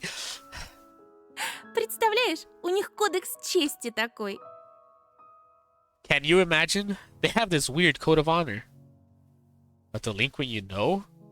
I thought, worried. Is he better than me? Taller than me? More handsome than me? Taller than me? Ой, мне на музыку Oh, I have to go to music class. She made a couple of steps and stopped. Amazing. Polina didn't look like those beauties from the magazine posters or the actresses from the movies. But in the flickering light of the ceiling lamps, she looked much more alluring. А ты играешь на чем-нибудь? Can you play anything? I can play checkers. My parents bought me a guitar a couple of years ago. I immediately remembered my meager attempts at making music. What? Change. We're all first. Waiting to change. Soy songs echoed my thoughts and my desire to change something. I'm pretty sure I said that wrong, but I'll just say soy. Victor Soy. Yeah, like, definitely probably butchered that. A singer and a frontman of a popular Soviet rock band Kino that played a mix of new wave and post-punk. Their hit song, Paramin Changes, is one of the most popular rock tracks of the new Russian era. Died in a car accident. Well, may he rest in peace. That guitar got lost somewhere, as if refusing to move to the old house near the forest. I think my parents gave it away to someone that needed it Ой, more. не играю. I don't, sadly. Жалко. A pity. Ну ладно, я побежала. Oh well, I'll be going. Пока! Bye!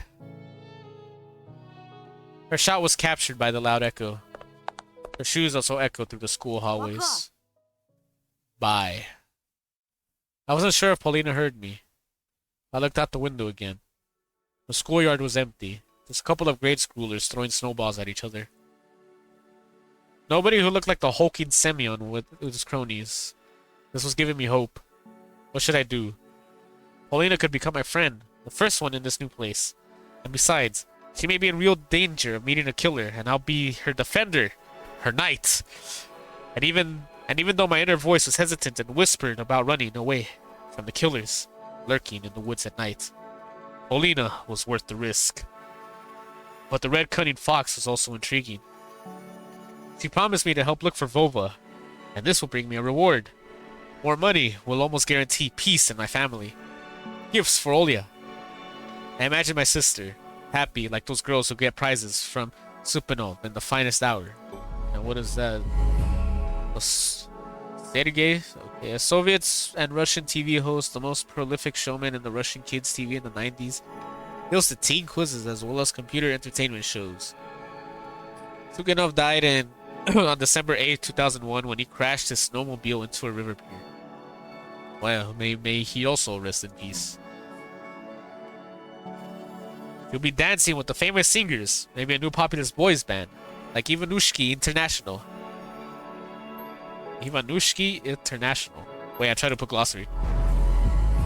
A Russian boy band that was popular in the 90s and early 2000s and consisted of 3 singers. Its songwriter and vocalist Igor Sorin died to a fall from the 6th-story balcony.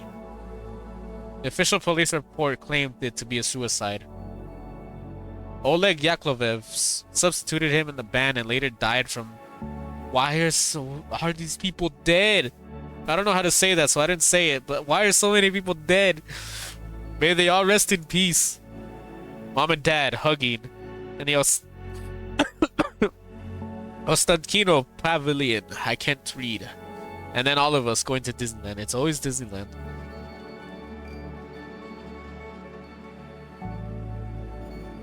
Oh, I could make a decision. Okay, let me save. Save in this slot. How many saves do I have? Enough. I'm assuming I have enough for every choice. If this is making me... It's going to 50s. Okay, I have enough saves. Okay, so I either Paulina or Elisa.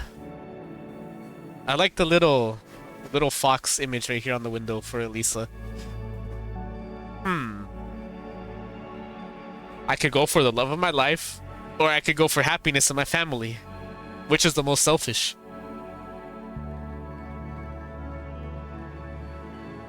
This is the one where I don't know what to choose. I could get happiness for myself or happiness for my family.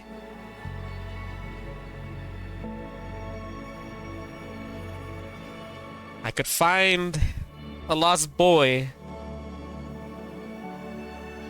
Or I could get the love of my life. Go through Elisa first? Alright. And then I'll do another playthrough of all the episodes where I do the opposite of what I did. If that just so I could see everything. Oh, I could see things? Turn me around and I'll tell you who's stupid. I bet something offensive is written on the other side. I wonder how long would Simeon keep turning it around if it fell into his hands. Okay. An abandoned zinc bucket with a rag on the bottom of it, filled to the brim with murky tap water. It reeked of salty chemicals and the stench was so intense that I felt sick. I staggered away from it, praying that I don't meet the same fate as the person on cleaning duty. Wait, is he dead? Okay, that's... Oh, no, I could look at this too. Somebody left their school shoes on the windowsill. Judging from their size, they belong to a boy my age. I guess I'll just leave them there. Okay, so I'll go with Elisa first then. After closing my backpack, I ran down the stairs. You went on a date with Elisa. Okay, it's a date then. I scanned my surroundings through the window in the main hall. Nobody suspicious in sight. The school doors creaked. The sound was similar to the music from a thriller. The high note that comes before an intense scene. I ran around the school corner, trying not to catch anyone's attention. The smell of pastry and burnt sugar wafted from the school cafeteria. I froze when I saw a silhouette in the second floor window. Must be Paulina, lighting a bow on violin strings, with her head slightly tilted to the side. I wish I could hear the melody she played, but Paulina was only a dark outline on the window's yellow sheet. I dragged my feet forward.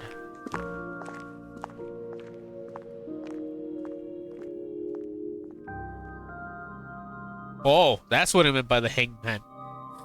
The net on a football goal in the yard fluttered in the wind. Who is this guy? The same wind that hurled small white whirlwinds through the field. Somewhere nearby, an invisible tractor was humming, scaring away the crowd of crawling birds. The hum of its engine sounded like the howls of hungry beasts that chased me through the snowy desert. Elisa and her scary mask also came to mind. Right now, in the light of day, it was really hard to believe she was real. What did she say back then? At the backyard? Near the hanged man? What did she mean by that? Извините. Excuse me? The silhouette turned around the corner and walked deeper into the dead end, leaving cigarette smoke in its wake. It was an adult. A teacher, maybe?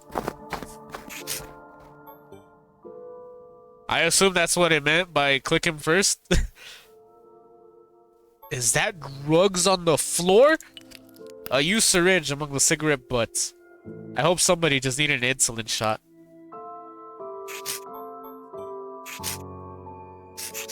I looked at the wall. There was a hanged man drawn under the thin black line of resin. Someone played the hangman here. Something was scribbled on both sides of the man.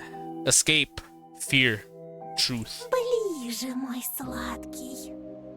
Come closer, sweetheart. It took me a while to realize where the sound was coming from.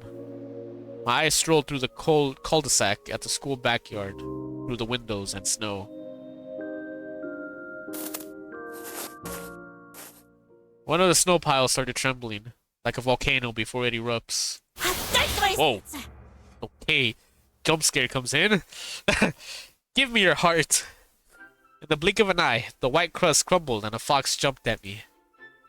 She made a gracious bow, enjoying the effects of her appearance had on me.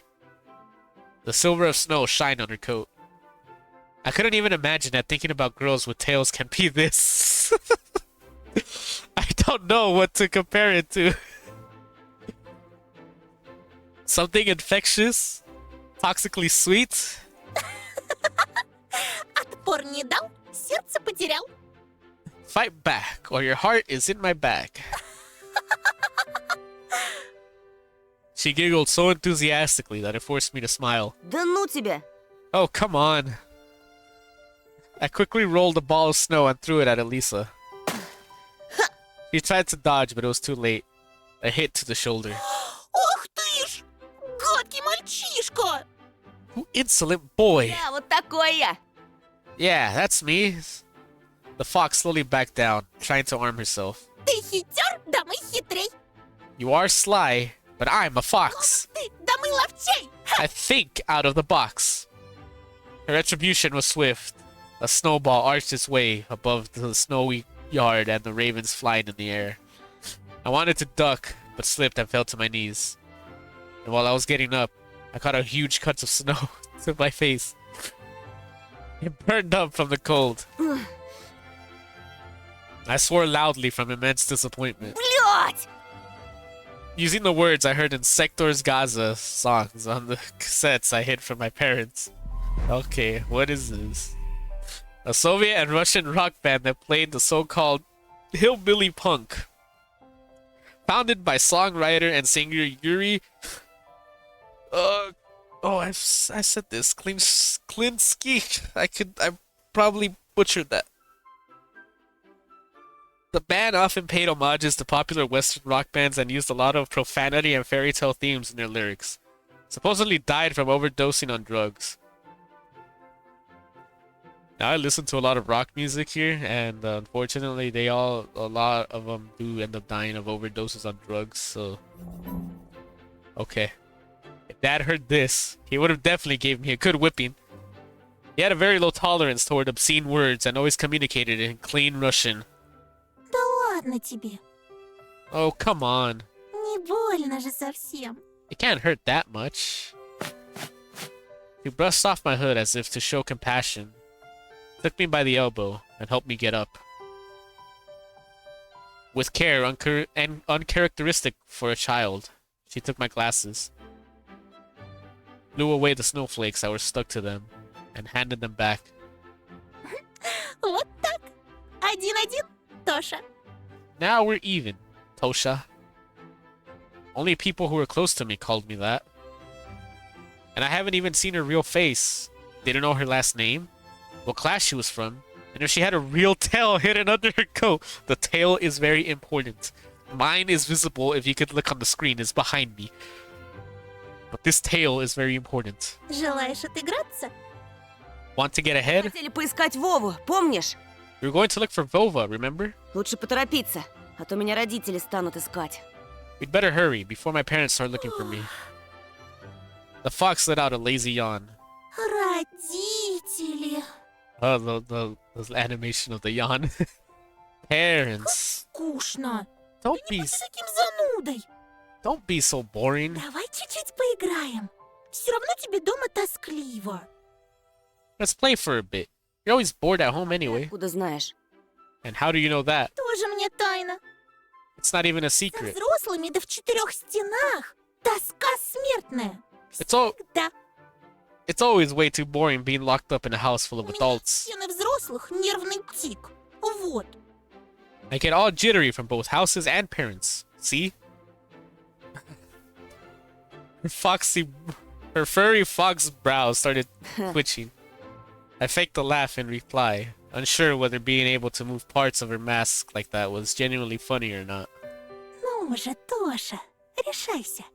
Come on, Tosha. Don't be scared. Я же вижу, ты хочешь поиграть. I can see you want to play, Если победишь... and if you win...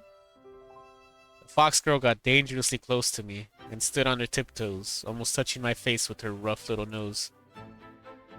Playful fires danced deep in her eyes. She smelled nice, like berries and saccharin. Is this the smell of independence and true freedom? I mean, the kind where all you have to do in your life is run wild and eat sweets? Her whisper poured into my ear, like scalding hot water. Если победишь, буду твоим провожатым. If you win, I'll be your guide. Поверь, мне есть что тебе показать. Believe me, I have lots of things to show you. Найдем твоего Вову. We'll surely find your Vova for one. I felt as if a giant invisible spring bent me inside me. My tummy hurt, but the sensation was somehow not exactly unpleasant. It was so weird. I just had a conversation with Paulina, and now Elisa was going to drag me along with her. I felt like my mind was becoming blurry, splitting in two, like those gravestones on the TV record. А если проиграю? And what if I lose? Душу из тебя выцарапаю, неженка. I'll claw out your soul, softy. Давай, скорей. Come on, let's go. She burst out laughing, whipped the hem of her coat, and ran toward the road we used to come to school in the morning. Her promise, that sounded almost like a threat, hypnotized me. I bent down and scooped up some snow. I wish I had a device that could tell whether Elisa was joking or being serious. Or is there always a third option with people like her? Between her jokes, her laughter, and her hot breath on my ear, I wanted to win. To punish her for the lightness and freedom she possessed that was clearly too much for an average girl. When I, on the other hand, was possessed, or rather, intoxicated, by the thirst for adventure, by my curiosity. Just like that time when I ate the cherries from my mom's nalivka, and lied down with my eyes closed while the bed was spinning underneath me. Is this an alcoholic beverage? A sweet alcoholic drink made from fruits and berries, often called berry vodka. It normally contains only 25 to 30% of alcohol. I want to try this. I'll probably get drunk off the first sip, but I still want to try this. I spat, then cleaned my lips. You want to play, little sister fox? Well then, let's play. I armed myself with a snowball and chased the fleeing fox girl. I saw a familiar street with wooden posts that didn't look scary anymore. They were just logs covered in snow. If I were to shout now, the guard dogs would start barking, and their owners would peek out their windows. At least a small silhouette was mocking me from far away. It was useless to try hitting her with a snowball for now. Waste of ammunition. Birches, mutilated by the cold, peeked out to view along the clear road. A giant snow pile towered near one of the trees. This was probably the place where the tractor brought all the snow from the village. A whole family of foxes would fit in such a pile. No, I thought. He's the only fox around here. He's alone. She alone is already too much. My second morning acquaintance was running around near the edge of the forest. A stray dog with a mangy tail. She sniffed around and marked the naked berry bushes and ran toward the other one. Elisa showed up from under the hill. Жулька! За мной, девочка!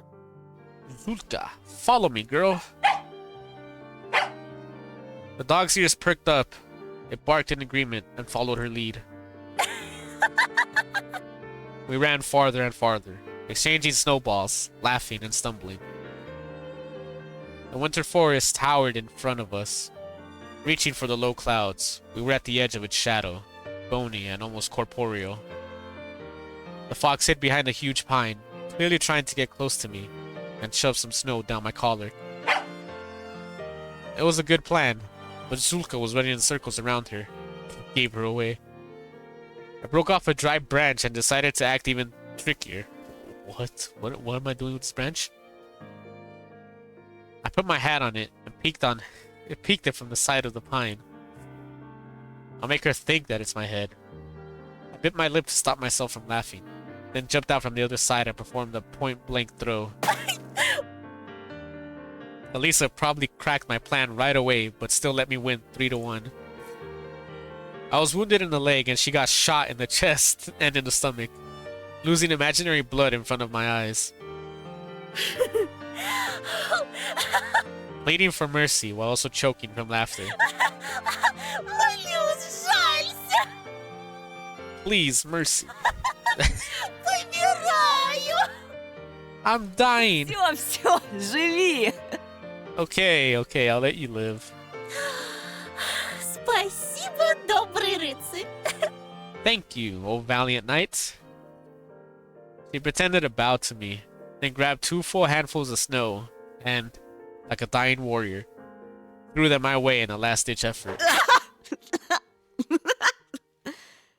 I dodged her attack easily, laughing uncontrollably and being mad at the same time. I finished her with 2 precise shots. Живи, живи. You'll let me live, huh? Научил бы меня жить, раз умный такой. Learn me how to do it, if you're so smart. Молчи, ты умерла уже! Shut up, you're already dead. Тоже мне помеха. Ah, when did that stop me? Давай сыграем в кое-что поинтереснее. We went from murdering each other with snowballs to now playing something else. She danced behind the trees after blowing snow in my direction. Раз, два, прилети, сова. 1, 2, time to play with you. 3, 4, 5, время поиграть. 3, 4, 5, the owl will arrive. I hesitantly moved toward the windfall. 6, да, 6, дыбом волчья шерсть. Is this an actual song that's sang in Russia? 6 on end, the wolf's gray fur will stand. I thought I was a real tail gliding across the bushes. I rushed to the intertwined branches that helped Elisa to hide as if something was pulling me there. I had to move them, tear them off like spiderweb. Branches sprang back in my face, but it felt like they were caressing my cheek and not hitting them. I was sweating, but still had a lot of stamina left. I'll make sure to catch you, little fox. Elisa's voice was wandering among the windfall. 7, 8, бьем копытом озимь. 7, 8, stomp your hooves and wait. А я тебя недооценила. Seems like I underestimated you. Думала, ты просто мальчик. I thought you were just a boy. Confident that she was behind my dry pine, I rushed to intercept her. But the local acoustics tricked me. Her voice was already echoing from the other side. А ты зайчик. And you're a bunny. What's with the bunny? Шустренький, хорошенький. So nimble, so cute. A snowball flew at me from the shadows, whistling near my ear. Я тебе дам, зайчик! I'll show you a bunny. Дай мне зайчика, дай. Yeah, do that. Show me. Oh, it's just a song in the game world? Okay. A bright fox fur coat flashed near a rotten stump. I rushed there, jumping over a ravine. Зайчик, выходи скорей. Мясом накорми зверей. Bunny, show yourself. Be brave. Give the beasts fresh meat they crave. This furry collar that flashed from every tree was the most important thing in the world for me. My lips started trembling, as if I was a cowboy that was chasing his prey. One jump, and the fox was in my embrace, so smooth and desirable.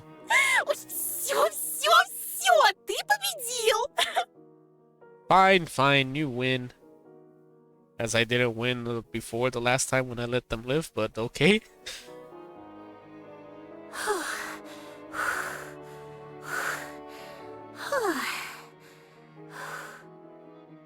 She leaned against the scratchy bark and started puffing. Пожалуйста, давай немного отдохнем. Please, let's have a break. Ты слишком быстрый, слишком сильный, лакомый, слишком. You're too fast, too strong, too tasty. What do you mean by tasty? Satisfied, I put my hands on my sides, waiting for the spoils of war from the defeated girl.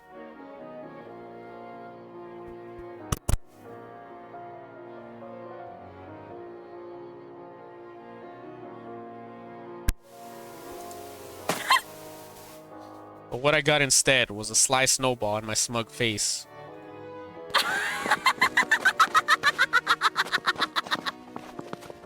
The cunning fox ran away, roaring with laughter, but I wasn't even mad about it.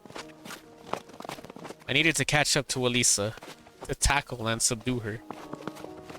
Jesus. Tear off her mask and see everything. Бедный зайчик прыгает Poor little bunny jumps around возле мокрых сосен. in the wet pine forest, Страшно в лапы волку, серому попасть. afraid of getting eaten by the big gray wolf, Думает о лете, прижимает уши.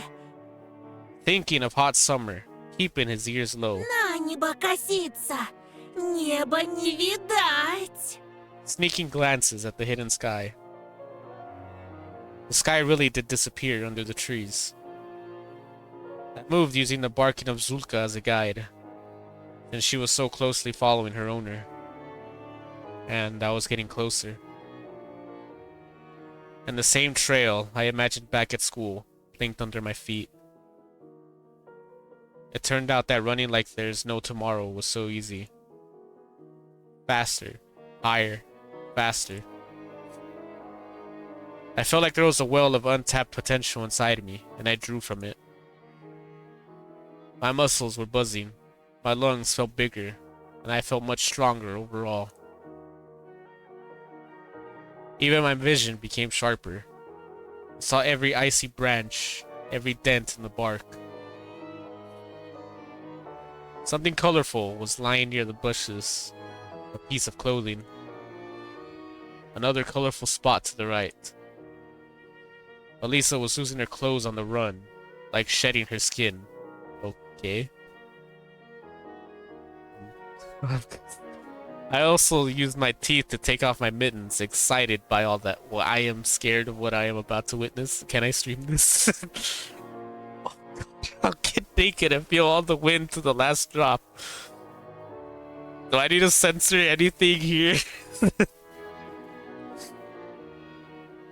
Faster. I reached out to take off my hat, to throw away everything that stops me from running wild in this endless forest. The backpack slowed me down, so I threw it in the snow along with all the pens that were inside. With all the notebooks, all of my drawings on the sidelines, and a dinosaur for Olia. Didn't I draw her that and give it to her? Olia. Suddenly, a clear picture appeared in my mind. My sister, standing still near a window, basking in the dusking sun. Her small childish palms are pressed to the glass, leaving marks when they warmed it up. She could warm up the whole world like that. She's looking at the taiga and saying my name. Тоша! Tosha. I stopped, took a deep breath, and realized how rash and stupid I was, trying to undress in the middle of a forest while chasing a fox. I returned to get my backpack, as if it was a part of my being I dropped. I remembered again how my sister didn't like to be left home alone, how she asked me to come home faster.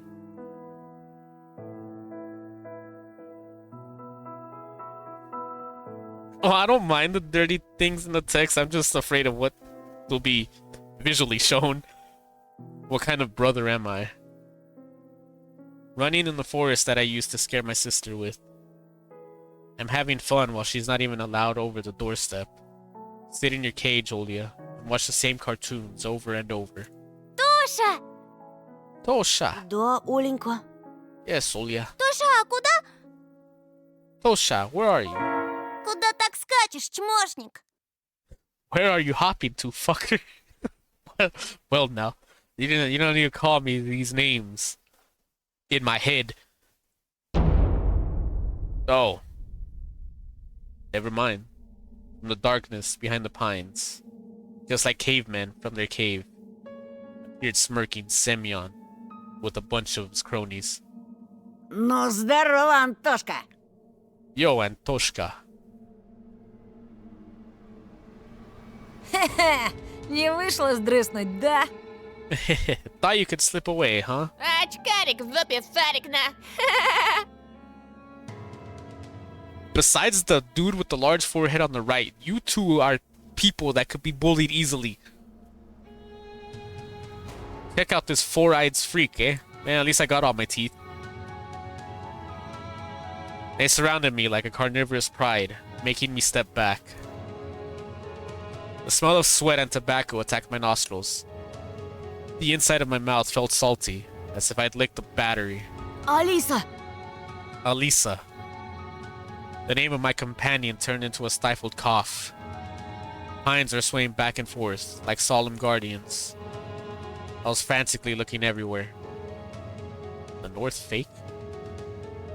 I know this brand. I dreamt of finding that fox among the trees. Expected her to come to my rescue. But only the wind replied to my pleas. Где Алиса? Where's Alisa? Что вы с ней сделали? What did you do to her? I shuddered after hearing my own voice. It sounded unnatural, rough, and scary. Какая еще Алиса? Who the fuck's Alisa?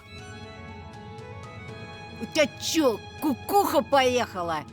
Did you hit your head? Не ссы, ща вмиг вылечим. Whatever. We'll fix you right up. That's like I fixed your ear earlier in school. The fatso spit through the gap in his teeth and pushed me so hard that I hit my back against a tree. Ну как, полегчало? So, feeling better now? It can't be. Did Alisa really lure me into this trap? To these bastards? No. No, I can't believe this. Глядите-ка, пацаны, а здесь он не такой борзый, как в школе. Looky here, guys. He's not so brave here compared to the school. So if the image of my sister didn't come up, would they have seen me running naked through this forest? Ага, вылитый терпиловна. A total wimp, eh? Ты, сука приезжая, не на того руку поднял. Now, one of the few Russian words that I know is suka. Don't ask why. Said I heard that there, but I don't read it there. You fucked with the wrong guy, transfer student. Semyon was moving toward me, readying his fist. In that moment, the other delinquent in track pants made a loud whistle, and the hulking boy lowered his hand. It was unexpected. Seems like Baburin wasn't the leader of this gang. In reality, they were all listening to the boy who was looking like a small carnivore with very strong and sharp teeth. Probably decided to have some fun at my expense first. Слышь, Гондон Батькович, Hey, Faggot Jr. это что ли твоя Алиса? Is this your Alisa? Only then I noticed Zulka beside my legs, trembling from the cold snow plastered all over its fur. The delinquent squatted in front of the dog and beckoned it with its hand. Ой ты, батюшки, Oh my. Алиса, ко мне, сучка блохастая. Alisa, come here, you flea-ridden bitch. The others let out nasty laughs. The dog's ears perked up and she started carefully moving closer. Иди сюда. Иди, дам кое-чего. Press F? Is F gonna do something? Or am I paying respects to this dog already? Yeah, come here. I've got something for you. Oh, F just put it out of full screen for me.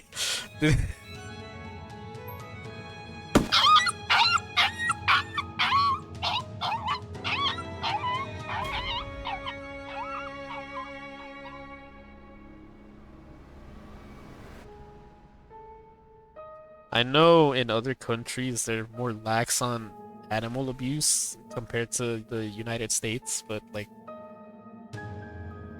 when portraying bullies, do they always have to abuse an animal? Particularly a dog?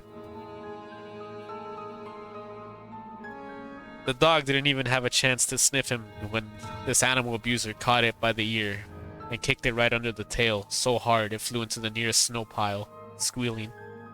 Oh.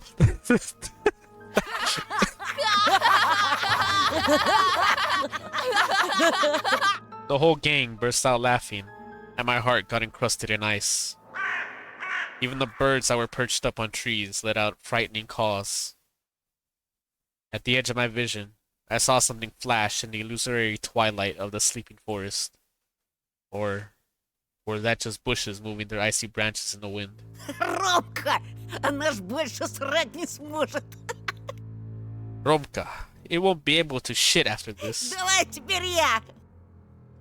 Let me kick the fucking thing one more time. Второй раз ебану минус на минус даст плюс. 2 negatives will make a positive. But the stray was already nowhere to be seen. Чего ты, баран? What? Are you an idiot? Толкуй его на очкарику, где его место. Go and show the Four Eyes his place. Of course he's an idiot. What? Только так, чтобы он понял. In a way, he'll understand. Ага, за ним косякно. Yeah, he fucking owes you. Этот очкарик тебе при всем классе всек. This one whacked you in front of the whole class. Да без Б. Sure thing. Semyon brought a sizable signet ring with some geometric shape carved in it up to my face. Ща, парашник, я тебе этой печаткой так заряжу. Клеймо на всю жизнь останется. In a moment, I'll hit your faggot face so hard it'll leave a mark for the rest of your life.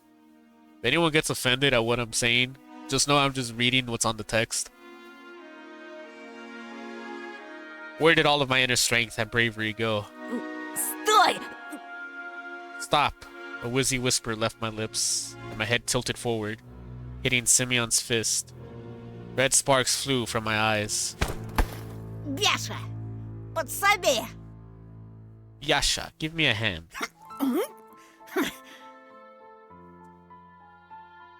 Semyon gave me a rough push toward the bastard with the slanting eyes, and he tripped me.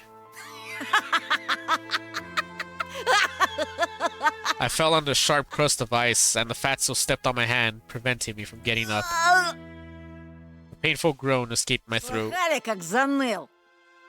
Did you hear him whimper? А ты случаем не педик? Is he actually a faggot or something? I started to lose breath from anger and resentment. The pain was growing. My ear was halt and pulsating pain was shooting through it. Like it was cut off and the ball of nettle was sewn in its Че place. молчишь, Антошка? Why so silent, Antoshka? Отвечай, ты педик? What does any of this refer to that slur? At this moment, I felt pure, unbridled rage. The amalgamation of my anger. Like the Sprouts ink, it rose from the depths of my mind, filling all my thoughts. Morons. Знаете, что мой Did you know отец... that my dad, Педик. how you will meet the wrath and now drag you all down? Semyon burst out laughing. This became the last straw. Fear and anger were grappling inside me like mad Он dogs. айкидо занимался, поняли? He knows Aikido, got it? А еще воевал. And he's a vet. Таких, как вы, с закрытыми глазами убивает. He'll kill the likes of you with eyes closed. Я только слово скажу, он... One word from me and he'll... Romka lifted up his arm, stopping my torment of lies, and made a couple of steps forward. Semyon slowly backed off, giving me an opportunity to stand up. Did he believe me? Or was he confused by my face, twisted with anger? Воевал, говоришь? A vet, you say? Мой батя тоже воевал. My dad also fought in the war. В Афгане. In Afghan. А твой? And yours? И мой. Mine too. Да, и в каких войсках, интересно? Oh, really? And what force did he serve in? I stumbled. Fear chomped at my rage's throat and made it bleed. Да он фуфло гонит, Ромка. He's full of shit, Romka. Бля, будуна.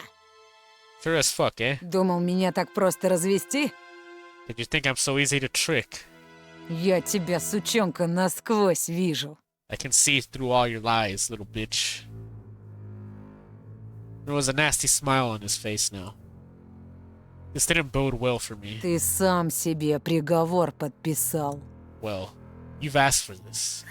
В школе тебя училка спасла, ну а теперь все. A teacher saved you at school. But here, Хана тебе. you're fucked. Во-во!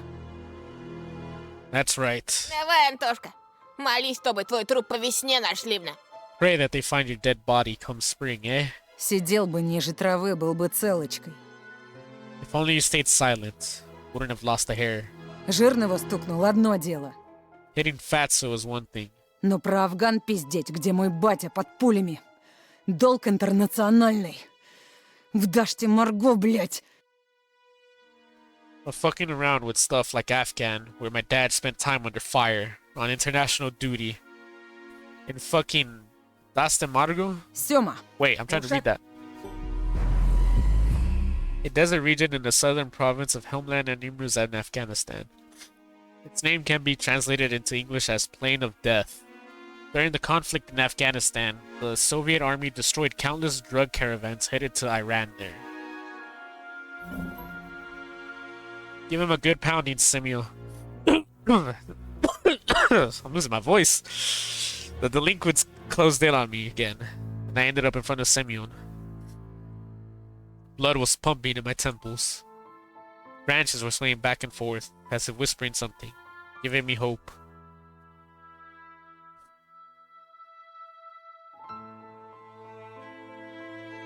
I had a big drawdown. What do you mean? Oh, was that probably... That... I wonder if that happened because I accidentally left full screen.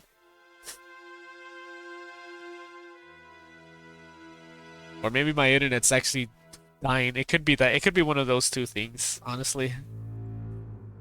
I gritted my teeth, fighting the thought that I'd look silly, and took a boxing stance I often saw in the movies.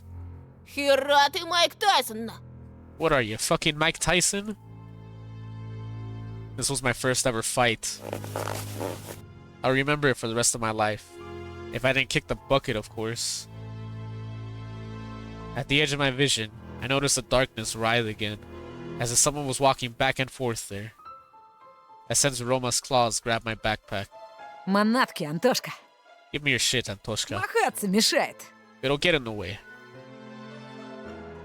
I was about to refuse, unwilling to cooperate with the bastard, but then he fished the butterfly knife out of his pocket with one smooth motion, spun it as if showing off, and put the blade to my neck. Слышь, Фрей, расслабься, а то больно будет. Hey, easy, buddy. I can make it painful. I let out a cloud of steam instead of words. Romka pulled with all his might, and my backpack ended up in his hands, calm and relaxed. An insidious smile on his face. He looked into my Ты backpack. от нас что-то скрываешь, да? Are you hiding something from us? У меня в школе какая-то крыса сменку подрезала. Some rat stole my school Сейчас shoes. поглядим, может это был... Let me see if it was... Опачки! And what's this? Romka gave me a dubious smile. Oh, look, a bunny. Bunny. Так, а что это у нас здесь? So what do we have here? My texts and notebooks fell in snow. He was holding my backpack in one hand and something weird in the other. It looked like a mask. Roma lifted it high, as if showing to someone else, to someone in the treetops, in the twilight among the trees. An old bunny mask. Long, worn-out ears, barely visible nose, and whiskers, mangy fur on these sides. Where did it come from? Who put it there? Semyon laughed. Новый год уже прошел, мудила. It's way past New Year's, moron. Или ты реально поехавший? Or are you really a loony? Это не мое! It's not mine. Как не твое, How come it's not? Лизалана. It was in your backpack. Romka was watching the scene unfold with an evil smile on his А face. знаешь что? You know what? Надевай. Put it on. Зачем? Why? Надевай, говорю. Because I'm telling you to. Попрыгаешь перед нами, зайчик. You'll hop like a bunny for us. Давай, давай! Yeah, come Или on. без штанов домой пойдешь на. Or we'll leave you pantless, eh? Well, I was already getting naked earlier. Anything but this. What if someone from our class will pass by? Надену. I won't. Сёма, надень-ка на него. Sioma. Put him down. Хе. I'll put him on it. Yasha rushed to his friend's side and took the worn-out mask from him with a buffoonish bow. Then he passed it to Semyon, who was already rubbing his hands in anticipation. I looked around the pine woods, as if waiting for help, as if the shadows that writhed around us would take pity on me and take my side. Branches looked like arms, twisted in unusual angles. Blackened bark was their charred skin, and the darkness was the smoke they produced. I can't run. Won't get away. They'll catch me. And then, Только учти, Сёма, let me warn you, Sioma. если он скакать не станет, ты сам за него поскачешь. If he won't hop, you'll take his place. Got it? Этот чмошник и не станет. This piece of shit Да won't? погляди на него, он же дурик конченый. Just look at him. He's a total loony. Этот дурик тебе уже раз в жбан зарядил. This loony had already smacked you in the face. Ромка прав. Oh, God's right. Давай, толстый. Восстанавливай авторитетно. Come on, Fatso. Assert your dominance. Или сам у нас запрыгаешь так, что тетяндра отцепится. Or we'll make you hop so hard your pig tits will fall off. So now it makes more sense that this fat kid's getting bullied into it. He must indeed be scared of Romka. Semyon swore silently and glared at me. Вот, Here, это чтобы маска хорошо налезла. it'll fit better this way. He hurled a huge ball of spit on it, on the inside of the plastic bunny face, and put it close to mine. His spit looked like a squashed spider. Romka's face twisted. He spasmed like a beast, like he wanted to tell Semyon something, but then he suddenly stopped. Yeah, if I don't put it on, you spit on it, and you're putting it on your own face. You're spitting in your own face if I don't do it. Semyon was still close by, with a disgusted smirk on his face, and a terrible smell coming from his mouth. Надевай, быра! Put it on, fast, Турую! or you're dead. The mask almost looked even more disgusting now, yet, despite everything, I felt like it was a chance for salvation. It could become my second skin. If only I was to put it on. If only my face was to touch its bumpy surface. I'm sure the fur would glitter. The eyes will tremble like they're alive. I just need to put it on, and Semyon and his friends will be gone. Forever.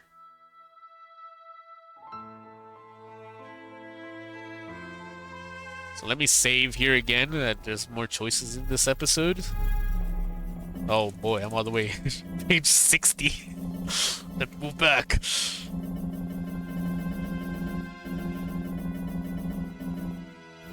Hey there, page 1.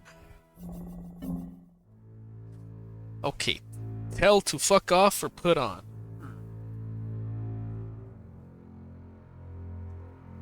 So if I don't put it on, he puts it on his own face.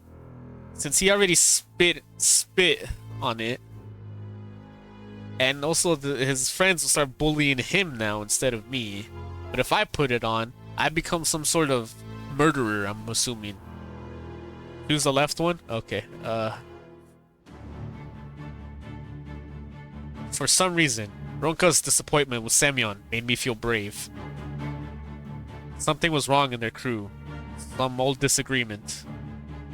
I should cut this old wound open. I need to get into their heads, right into their skulls, their warm brains. Знаешь что, Семён? You know what, Semyon? My own voice, smooth and determined, was a huge surprise. I stepped forward and calmly proclaimed, Иди нахуй. "Fuck off." It felt like the whole world was paused for a second, and then unpaused right away. Semyon's pupils widened. The mask fell out of his meaty hands. He took a while to process my words, looking stunned, as if he was trying to solve a difficult math problem. But the answer he got made him mad, judging by the bulging veins on his forehead. О, The others just observed the scene silently, waiting for the inevitable payback. ты, You... ты труп! You're dead! His voice tore off icy crust from the nearby branches. It rained down with a melodic laugh. Then I heard whispers from the treetops, from holes in the ground, from animal lairs. As if Elisa was in one of the snow piles, like a prompter in his booth, trying to get through to me. With no sign of fear, rather with a tinge of playful rage. That's how this low hum sounded to me. I stared into the clearing between the trees. An orange spot flashed there. A fox, an absolutely regular fox, stepped out of the bushes. I blinked in bewilderment. The animal fell on its tummy and was staring back at me with its burning eyes. Its furry tail was sweeping snow left and right, raising the white powder. На меня смотри, падла! Look at me, bitch! I was still looking past him, at that fox that was smiling at me. She grinned with all her teeth while digging a hole in the snow pile, moving her paws as if dancing. Jeez. Her sharp face was covered in snow. Her whispers were trembling. The fox put her teeth face to the ground. Shining platters of her eyes filled up with liquid silver. I returned my gaze to Semyon's twisted face. He was growling something unintelligible. The fox backpedaled and disappeared into the darkness. And then the forest breathed at me, whispering, "Tell a pig. Shut up." I slapped my own cheek to chase away the unfamiliar voice. But the message still lingered in my subconscious. Did they all just see me slap myself in the face?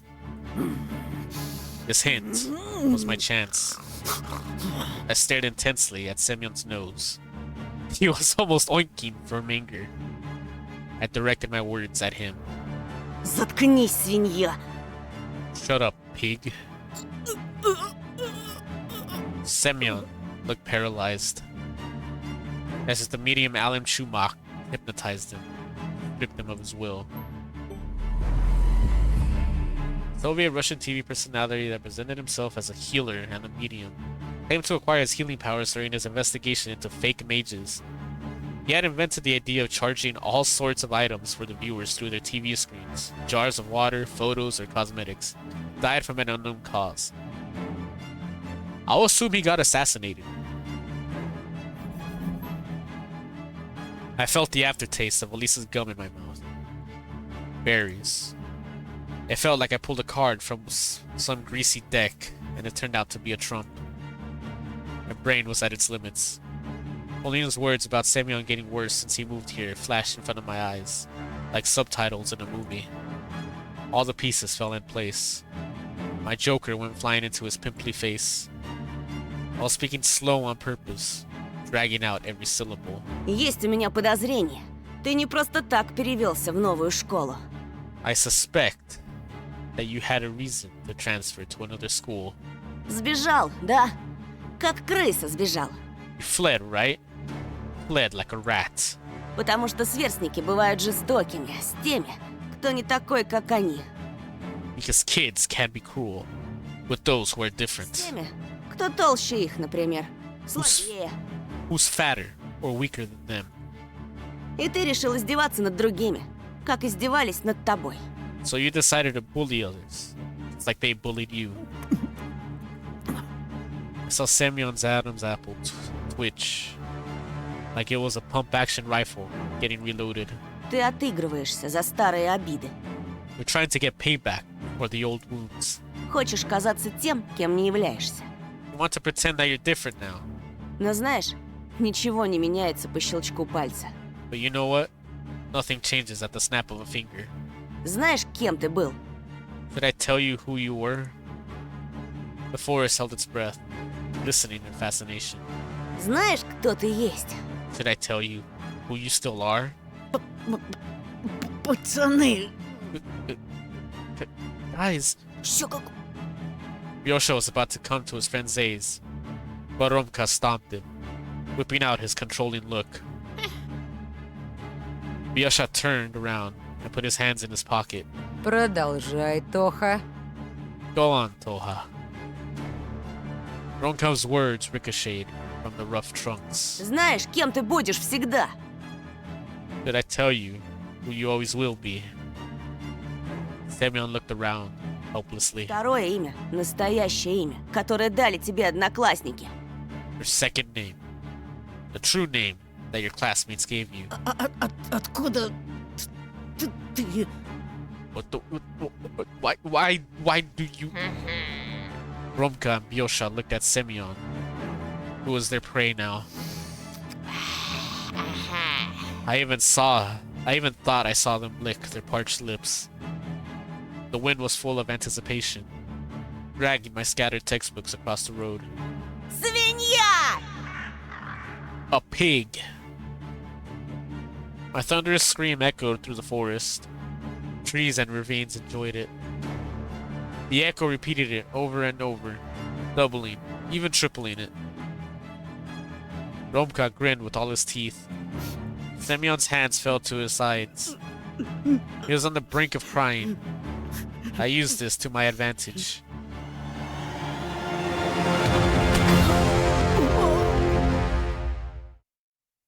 That was very well animated.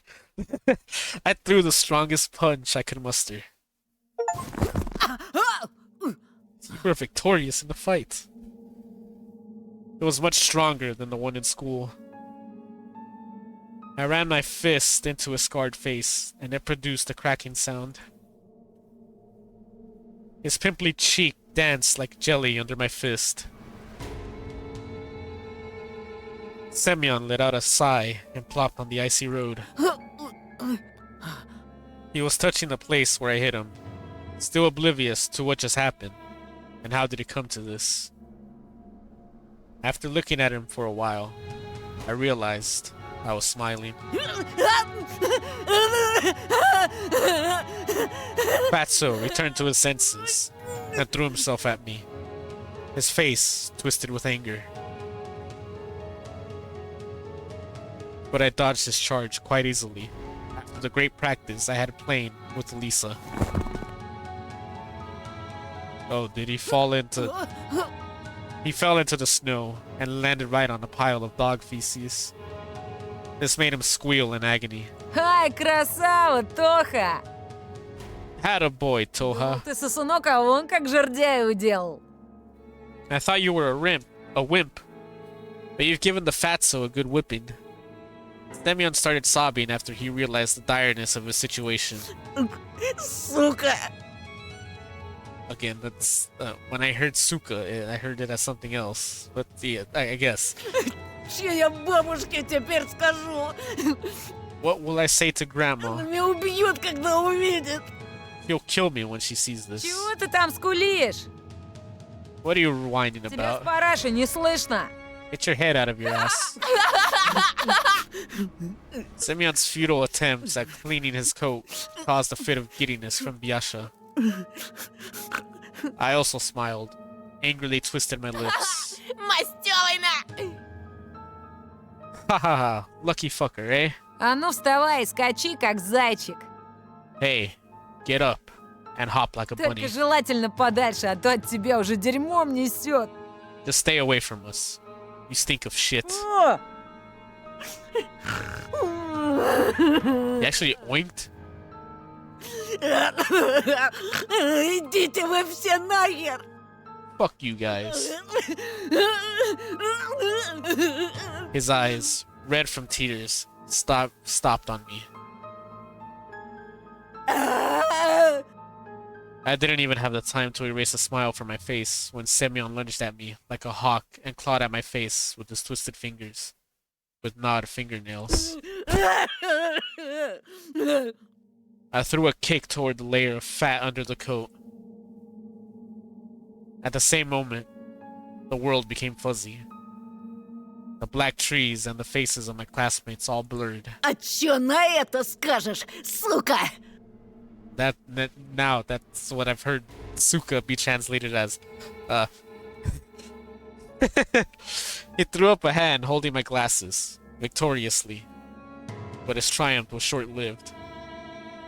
Two blurry silhouettes rushed forward. Sioma's former friends.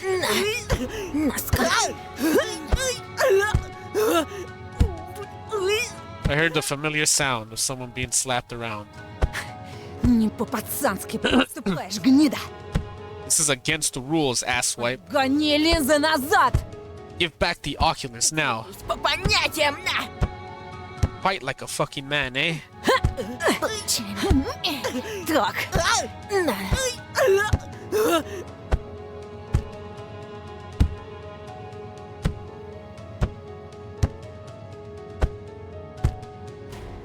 Judging from Semyon's sighing and grumbling, he didn't agree to his friend's terms. Вы чё творите? What the fuck? Ой, бля! Ouch. Ow. Позорно вы меня променяли! Ой, ой, ой, ой! Betraying me for this piece of shit. Ow. Ow. Ow. Пошли вы в жопу! Тоже мне друзья! Fuck you. Are we even friends anymore? Boink. A huge figure tumbling in the snow barely managed to break out from the rain of punches and ran for the hills, dissolving into the twilight. Завтра в школе тебя выцепим, хрюндель! We'll get you at school tomorrow, Porky. Точно, точно! That's right. Ты базар ответишь, на! You'll answer for this, eh? Горло тебе перережу, слышишь? This man actually has a knife, so the fact that he said he'll cut his throat, yeah, I could see that. Romka and Biasha started throwing a piece of ice at the fleeing Semyon, but then switched to hurling mockery. Свинья! The snow rustled. Two boys, clearly out of breath, approached me. I was finally able to make out their faces clearly. My glasses. Romka cursed under his breath. Гондон этот стащил. Fucker got them. Зато мы ему всыпали одну сына! At least we whipped his ass real good, eh? Вот с таким фуфелом припрется, отвечаю! Ха! You'll come to school with the shiner this big. Jeez, that laugh. Biasha let out a throaty laugh. Hyenas in The Lion King would envy a laugh like that. Ну и дела. Oh boy. Тоха, ты без очков хоть что-то видишь? Can you see without your glasses, Toha? Немного. A little bit. A hand holding a red rectangle protrude from the mist. Romka was offering me a cigarette. Угощайся. My treat. I squinted, trying to make out the brand, even though I didn't know anything about cigarettes. I haven't tried smoking yet, and I didn't really want to start. I wonder if they'll keep hanging out with me if I don't adopt all of their habits. After a moment of hesitation, I shook my head. Спортсмен, что ли? Ха! Into sports, huh? Ha! Ты в глаза долбишься. Are you blind or something? Не видел, как он Семёна четко вмазал? Did you see how he thrashed Semyon? Базара ноль, Mortal Kombat на! Mortal Kombat, yeah. Very. Плохо у нас Рокки Бальбоа! Toha here is Rocky Balboa. How'd you get those are two Тогда different уж but okay. Иван Драго. More like Ivan Drago. Курим одну на двоих, гони Жигу. We'll split this one. Give me a light. Romka pulled out a cigarette with his lips, and Biosha scrambled to find his lighter inside his pockets. Тоха, что я сказать хотел? So Toha, back to what I was saying. Не держи зла, брат. Don't be mad, bro. Мы тебя на вшивость проверяли. А то очки эти... We were just testing you. I mean your glasses and this mask. Biosha lit a giant lissy, and Romka smacked his lips, taking a long puff of the cigarette. Меня, кстати, Ромка зовут. I'm Ronka, by the way. He squeezed my hand so hard that my fingers hurt. His palms, full of dry, torn blisters, implied that he wasn't wearing a tracksuit or nothing. Это вот Бяша. This is Biasha. Ты не очкуй. Со свиньей мы лично пообщаемся. Don't worry. We'll have a talk with Porky.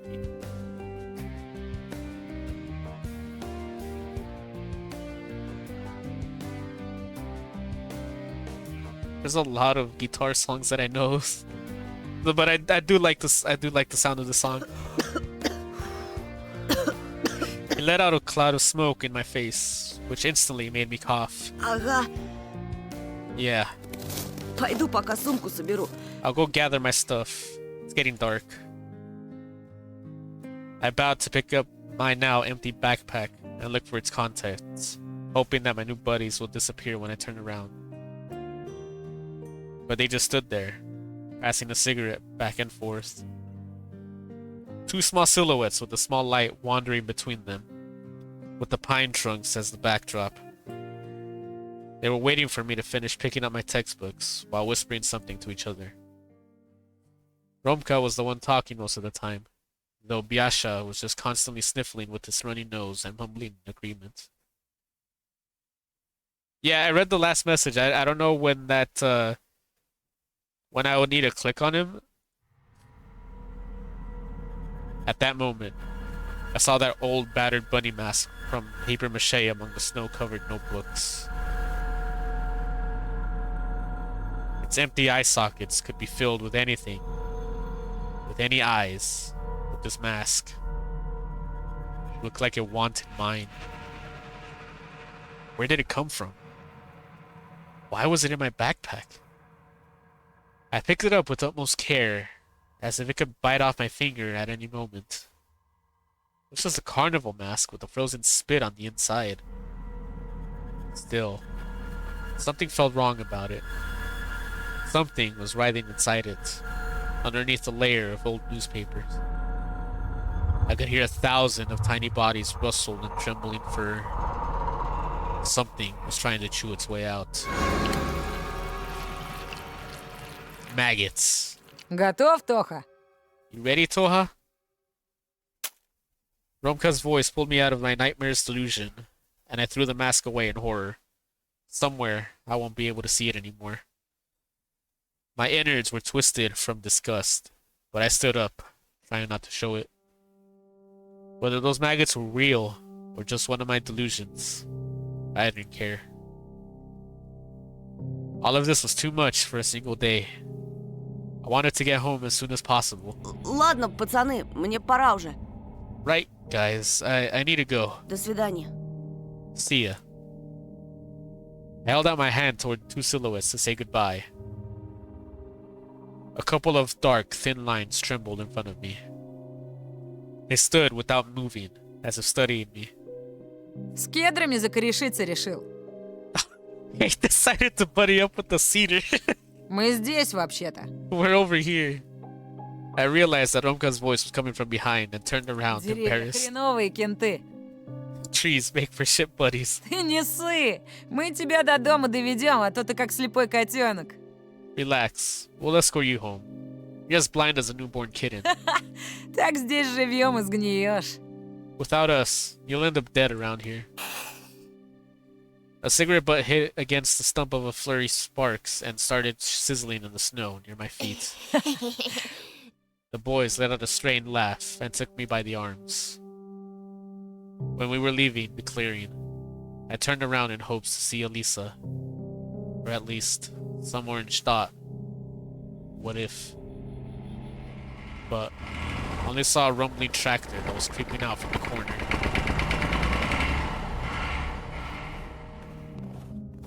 Oh, this man? Oh, I guess it was this man. A silhouette appeared on the side of the road, out of the fog. We made space to let that person through. Because of my blurry vision and the twilight semi-dark, it felt like it was a ghost floating towards us. When the silhouette got close, I was able to make out the features of an adult man. He got a busted lip, broken nose, no eyebrows. I recognized his dumpy outline. He was smoking near the school in the morning. The man gifted us with the busy stare of his cold eyes and moved forward, disappearing into the darkness. Нет горба, зато дайте губа.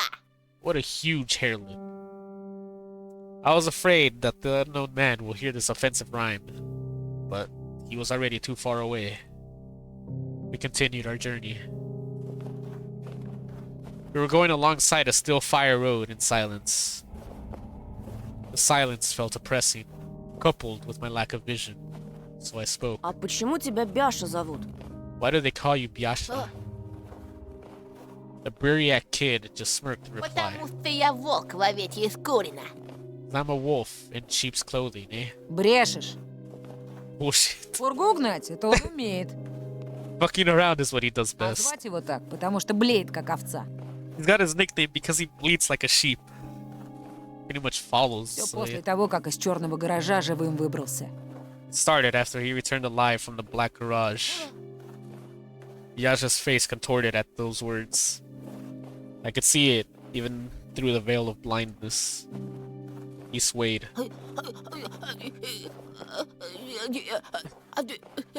And started mumbling something unintelligible. Видишь? See? С ним так всегда, как об этой херне заговоришь. Happens every time someone brings it up. Ты сейчас о чем? What are you talking Ты about? серьезно про эту страшилку не знаешь? Did you really not hear that horror story? На черной-черной улице, On one pitch black street, черной-черной подворотне in a pitch black alleyway, стоит черный-причерный гараж. there's a pitch black garage. И он знает о тебе все. It knows everything about you. Где ты живешь, что любишь, с кем дружишь. What you live, where you live, what you like, who are your friends. Наверняка слышал о пропавших детях. I'm sure you've heard about the missing kids. И это тут не первый год происходит. This has been going on for a while here. Все местные знают, кто здесь замешан. The local folk know who's behind all of that, Даже взрослые. even the adults. Вообще, везет тебе? Ты вон в лесу, считай, живешь. You got lucky. You live right on the edge of the forest. Did I tell you guys where I lived? What? When? Он к тебе так просто не сунется. This thing won't come there without a good reason. Тупо сечет, что среди деревьев будет выделяться. It knows that it'll look too foreign from the А у trees. нас эта хрень может где угодно поджидать. Иногда в конце переулка или возле дома. While in our area, this piece of crap can hide anywhere, be it at the end of an alleyway or near your house. А еще Also, идешь такой себе ночью, и тут раз! you'll be just going somewhere at night, and bam, Он стоит, где совсем недавно пусто было. you see it in some place that was empty just a while ago. Дверь открыта, внутри мрак. Its door open, pitch dark И inside, тут как? and then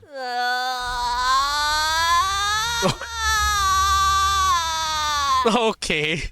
Vyasha pulled his cape over his head and started howling on a high trembling note, trying to silence Romka. Ладно, ладно, проехали. Fine, forget it. I was trying to process Romka's story, but I couldn't figure out what to think of it. During the short time I've been in the snow-laden village, I realized one thing. A lot of people here had some sort of experience with something they couldn't explain. I looked at Biasha, who was pit-pattering to the side. А вот скажи, нахрена вы-то сюда переехали? Tell me, Toha, why did you move here? I heaved a deep sigh while looking at my feet. Somewhere down below, the tips of my boots scooped up the fog. I spoke words that I recited countless У times. отца тут новая работа. Dad has a new job, И мама в поселке раньше жила. and my mom used to live Давно here, еще при Союзе. back in the Soviet days. Здесь же нечего делать, только гнить. There's nothing to do here but rot away, Ну или как Бяша, по Or- лесам шастать. or, well, like Biasha here, wander around the forest. Biasha fearfully showed his face from under his hood, like a snail crawling out of its shell, and listened in. Он у нас турист. He's a camper, see? Летом целую неделю в палатке жил. Spent a whole week in a tent last summer. Здесь, рядом. Here, nearby. Прикинь? Cool shit, right? Хотя от мамки его звезданутой я бы сам в лес сбежал. I mean, with a crazy old woman like his, I'd also flee to the forest. We kept on going, but it felt like it was the forest that was sliding by. Pines were the black keys, and the space between them, the white ones. The thicket was playing its old creaky melody. melody of roots, bear caves, and forgotten taiga skeets. Snowflakes flew around, creating a disturbing illusion that somebody was wandering the forest. Somebody tall, unnoticeable, ready to camouflage as a tree or a snow pile. And then, when nobody paid attention anymore, it just continued moving along the road. But it was just a trick of the light. There was no one there. At least, I wanted to think that. Romka suddenly stopped and said, Слышите? "Hear that? В лесу кто-то бродит по ходу. Someone is snooping around the forest." The skin under my clothes started itching. My stomach started aching. We looked the way Romka was Высоченный, pointing. и причем с нашей скоростью идет. Really tall, matching our speed. There were no tall silhouettes behind the masts of pines. Just shadows, creeping in the semi-dark. Slow shadows. Fast shadows. Hungry shadows. The snow that fell silently from the branch made me shiver and bite into my lip. And if something huge lifted off the tree and flew away. Maybe even toward us. Ronka picked up a pine cone from the ground and threw it into the thicket. Эй! His shout ricocheted as if hit a tingly spring drum. The echo mocked Romka. Then the silence reigned again. Кто-нибудь видел? You see that? I shook my head. The only thing I could see were the vertical strokes of trees, the darkness, the snow, the hazy silhouettes of my companions. I remembered the rough textured trunks, the spongy lichen and the icy bits on the bottoms of the ravines. Пойдемте скорее, а то вечереет. Let's move faster. The sun is setting. I was again grabbed by the elbows and dragged along, toward the forest, toward the pointy spires of branches. The sun had finally sunk behind the green peaks. The darkness writhed, spread its shoulders, and started spreading like smoke. It started snowing. Thick, sticky flakes, white flies, following the scent of dead meat. My vision had become a small island, awash by dark waters. I was grasped by the same worrying feeling I had in the morning. I felt that somewhere far away, at the edge of my comprehension, I heard a small and silent flute playing. Sound was fragile, like ice in March, above the dormant waters of a bottomless lake. I scraped inside my ear with my finger to get rid of that auditory hallucination. The forest was silent. I imagined a child walking at night under the watchful eyes of А вы знали pines. Вову Матюхина?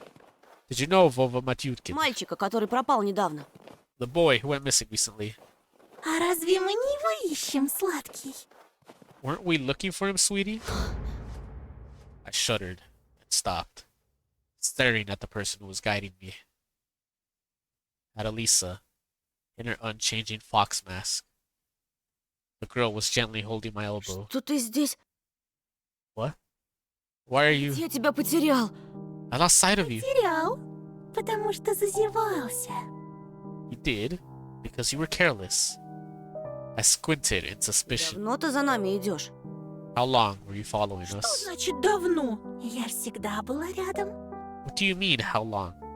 I was always by your side. Да и за кем? За And- вами. Who, us? Stunned, I looked around, but couldn't find Roma or Biasha.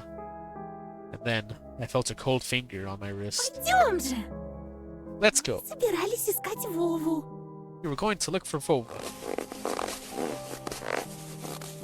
Without a chance to catch my breath, she started dragging me along through the forest. I was enveloped by the smell of tangerines, coffee, and firecrackers. I felt like I was a small kid again, being led into the unknown. I saw the dark silhouettes of trees ahead. The bushes, hedgehogs were wary, showing us their spikes. Something, like rectangular, appeared in our way, like a small box. I became petrified. I touched the edge of my eye, pulling back the eyelid as if I was trying to correct my vision. A garage, made of metal, rose up from the windfall. It was big. No, Huge, impossible to move without special equipment. Its walls were painted black, even blacker than the darkness around us. The fox sniffed around us, and it seemed like her mask twisted in disgust. Это здесь. This is the place. The worried voice of my companion scared me even more than the horrifying metal box. Here? Я слышу его запах. I can smell him. Может, Вова играет с нами в прятки, и он решил спрятаться Maybe Vova is playing hide and seek with us, and he decided to hide. внутри. Inside? I felt like I saw smoke from tentacles that spit off the garage, searching for something in the wilted leaves. These tentacles slithered along the snowy blanket, getting close to our feet. And there was a scary screeching sound coming from the other side of the huge black metal gates. Somebody or something definitely waited for us inside. I could only knock. So, I guess I knock. Let me save.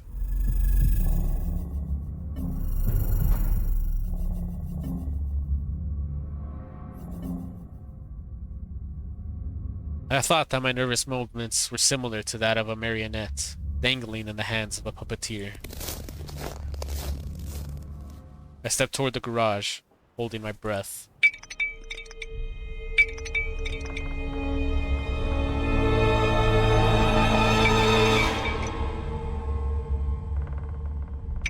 And gave the sheet metal door a small knock with my knuckles. And then jumped back.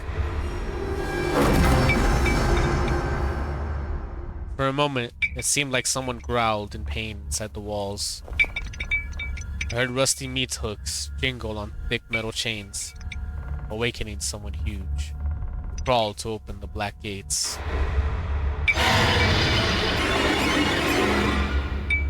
Nothing happened. My heart was racing. Still, nothing. Knock, knock. I hesitated to turn my back to the garage, so I took a couple.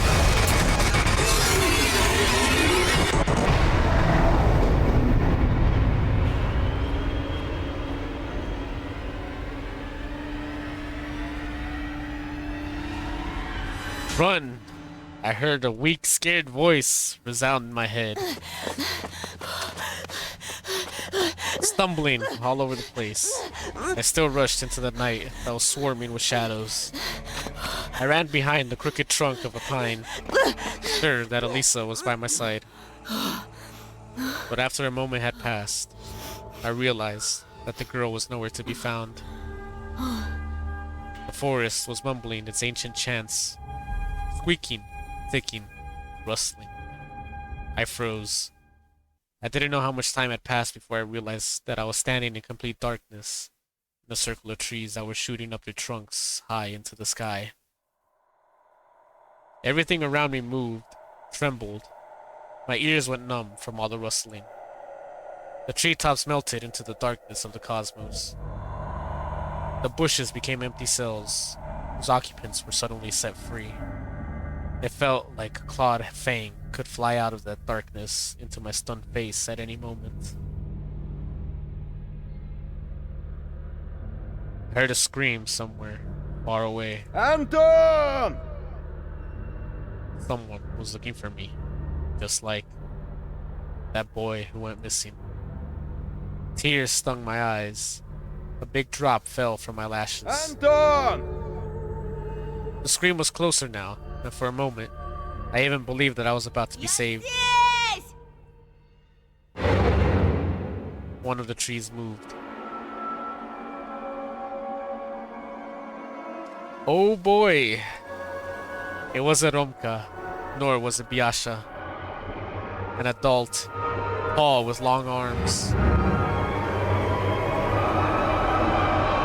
Many shadows that looked like dogs snuck around behind his back. But those beasts were much larger than Zoltka. The forest was dormant. No longer. No longer hid its face behind the fake masks. I stood still, like a deer pierced by the lights of an incoming truck. And the beast all stared at me. In the semi-dark, without my glasses, I could see very little, but it was still more than enough for me to freeze in terror. A foul smell of animal piss and wet fur enveloped the clearing when the creepy procession with the giant at its head moved toward me. My legs gave way because of fear, and I fell to my knees into the snow. It looked like I was praying to that figure, to the trees, to the darkness.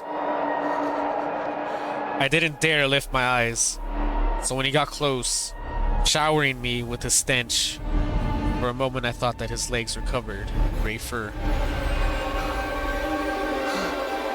I shut my eyes so tight that red circles started dancing on the inside of my eyelids. I don't want to look, but I could still hear everything. His breath was akin to sandpaper that was scratching at my ears. His voice was deep, hoarse. No, it wasn't a voice. A roar.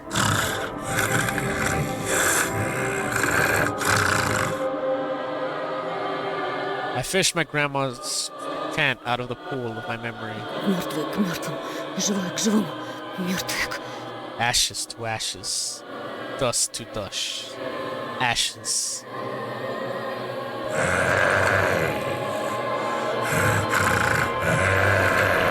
I got his stench and roaring in reply. Words could never protect against claws and fangs. I was helpless. And then I've heard a familiar sweet voice nearby. Ну же, скорей! Попробуй его на вкус! Come on, do it. Get a taste of him. Не надо! No! Something hot slid across my face, like a meaty, sticky rope. Someone's tongue. Я же говорила, хозяин! I told you, master. Это наш зайчик. He's our bunny. Позаботься о нем. Please take good care of him. From the narrow embrasures of barely lifted eyelids, covered by my trembling fingers, I watched the horrifying silhouette tower over me. I was taken in the smell of kennels, compost pits, and moss. In front of me stood a scary horned beast with the presence of a monarch. His posture told me of his electrifying nobleness. His horns supported the clouds, and his popped out nokomas pierced my ready to pop eyes with a thorny stare. His hands were full of gifts. Candy fell to the snow, sparkling with its fancy wrappers. Silvery packs of chocolate bars, and Chupa Chups sticking out from the snow pile with its plastic stick. For you. I see Snickers. Candy rained at my feet. A doll fell nearby. And then it started raining toys. A spinning top, a teddy bear with a torn up nose, red-headed Carlson without a propeller, a pin toy soldier with a flag, a firefighter truck, a crop duster plane. The toys were covered in blood. My imagination was painting them with red spots and crimson leaks on its own, all on its own. The horned shadow of the beast moved over the treasures that once belonged to unknown kids.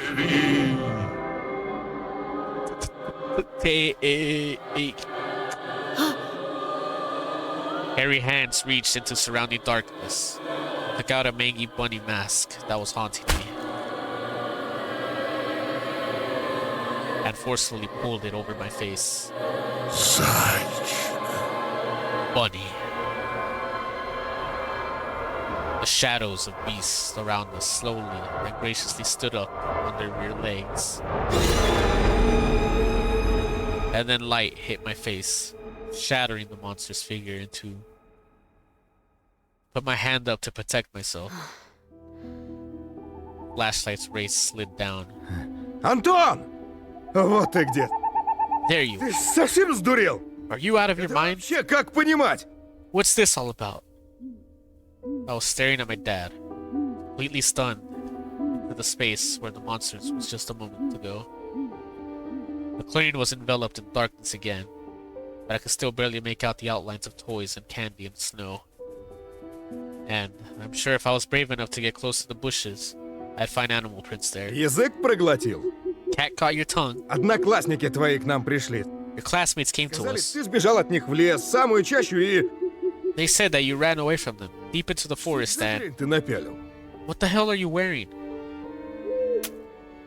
I pulled the mask down from my sweaty face and threw it into the heap of toys.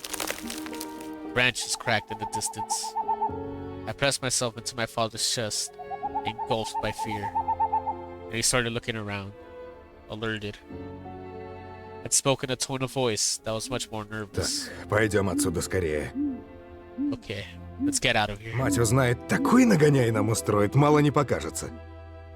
If your mother learns of this, she'll be so mad at us, we'll never forget this day. Who was running nearby? I reached out for my father, still feeling the chilling embrace of fear. I grabbed his firm hand, his quick pulse with my fingertips, and stood up and wobbled along behind my father, following his barely discernible footprints.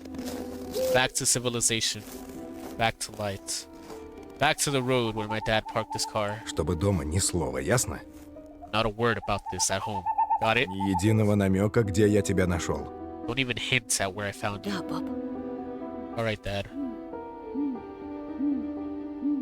He was holding my hand as if it was the most precious thing in the world and kept telling me how afraid he is to lose me or Olia. But it wasn't that sticky like an animal tongue fear. His fear was a noble, crystal clear diamond. And I just nodded in reply and kept moving my feet.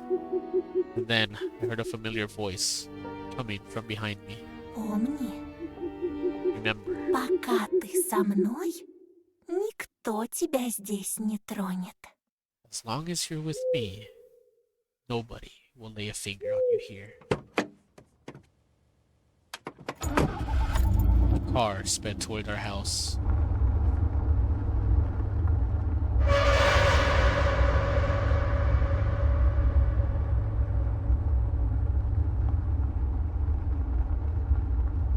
I hope I wasn't supposed to click on the shed.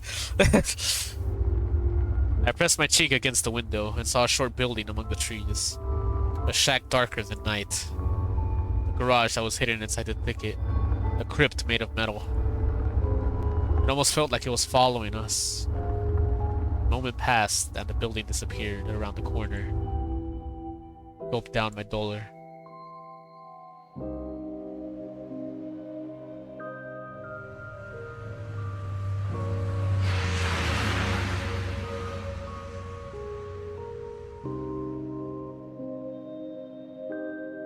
And the white snowflakes just kept dancing in the starry sky.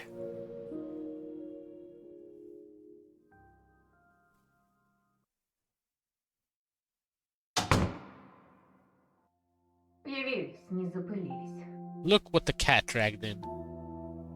Mom was going down the stairs, piercing Dad with her trademark glare. How could I see that? Her face showed something between wrath and condensation. Suddenly, her gaze shifted to me and stayed for a dangerously long time. Так, я не поняла. Антон, а где очки? Потерял? Hey, what's this? Where are your glasses, Anton? Did you lose them? Да в школе поди забыл, простофиля. This dummy probably just forgot them at school. A venomous pause followed. Весь в тебя. He's your son, alright? Dad glared at Mom, then mischievously winked at me, reminding me of our deal. Ну ничего, есть же запасные. Проживем как-нибудь. Well, we have spare glasses, so we'll manage somehow. My parents stood in silence a bit longer, and then both of them went to mind their own business. Olia threw herself into my arms before I could even take off my coat. А я лису увидела! I saw a fox! Surprise akin to a shotgun blast. I could only flap my lips in reply. The cup shattered into many little pieces with a loud bang. My mom let it fall from her hands. Her face was pale, and her eyes were glued to the ground. This pause, just a split second, felt like an eternity. Then my mom spoke with disappointment. First it was an owl. Now it's a fox. Will you ever get tired of this? Правда, правда. But it's true. Такая пушистая. She was so fluffy. Она у забора стояла на задних лапах, совсем как человек. She stood on her back legs, near the hedge, just like a person. Она меня позвала, а тут мама вышла, и лиса убежала. The fox called my name, but then mom came, and she fled. Не было там никакой лисы. There was no fox. Не выдумывай. Stop making things up. Не подходи к ней. Don't go near her. It was necessary. I was ready to shake my sister, as if she was a doll made of cloth. Ты чего, Тоша? What's wrong, Tosha? Не подходи, слышишь? Don't go. You hear me? Mom entered the hallway and gave me a surprised look. I hesitated. Ну, лиса ведь укусить может. Well, fox will bite you. I remembered fairy tales where foxes used to kidnap children. I imagined my Elisa liberated, carnivorous, running through the night forest with a dangling sack in her hands. Это ж была не настоящая лиса. It wasn't a real fox. Расскажи ему, Оль. Tell him, Olya. Она на двух ногах ходила, а еще была в платье одета. She stood on 2 legs, and she wore a dress. Только она была взаправду. And she was real. Видишь? See? Mom showed us a tired smile, as if it was the only explanation needed. I also forced myself to smile. My smile was like a thin piece of soap, right before it dissolves completely on your palm. But when I was left alone with my sister, I whispered, Еще раз увидишь ее, беги. "If you see her again, run."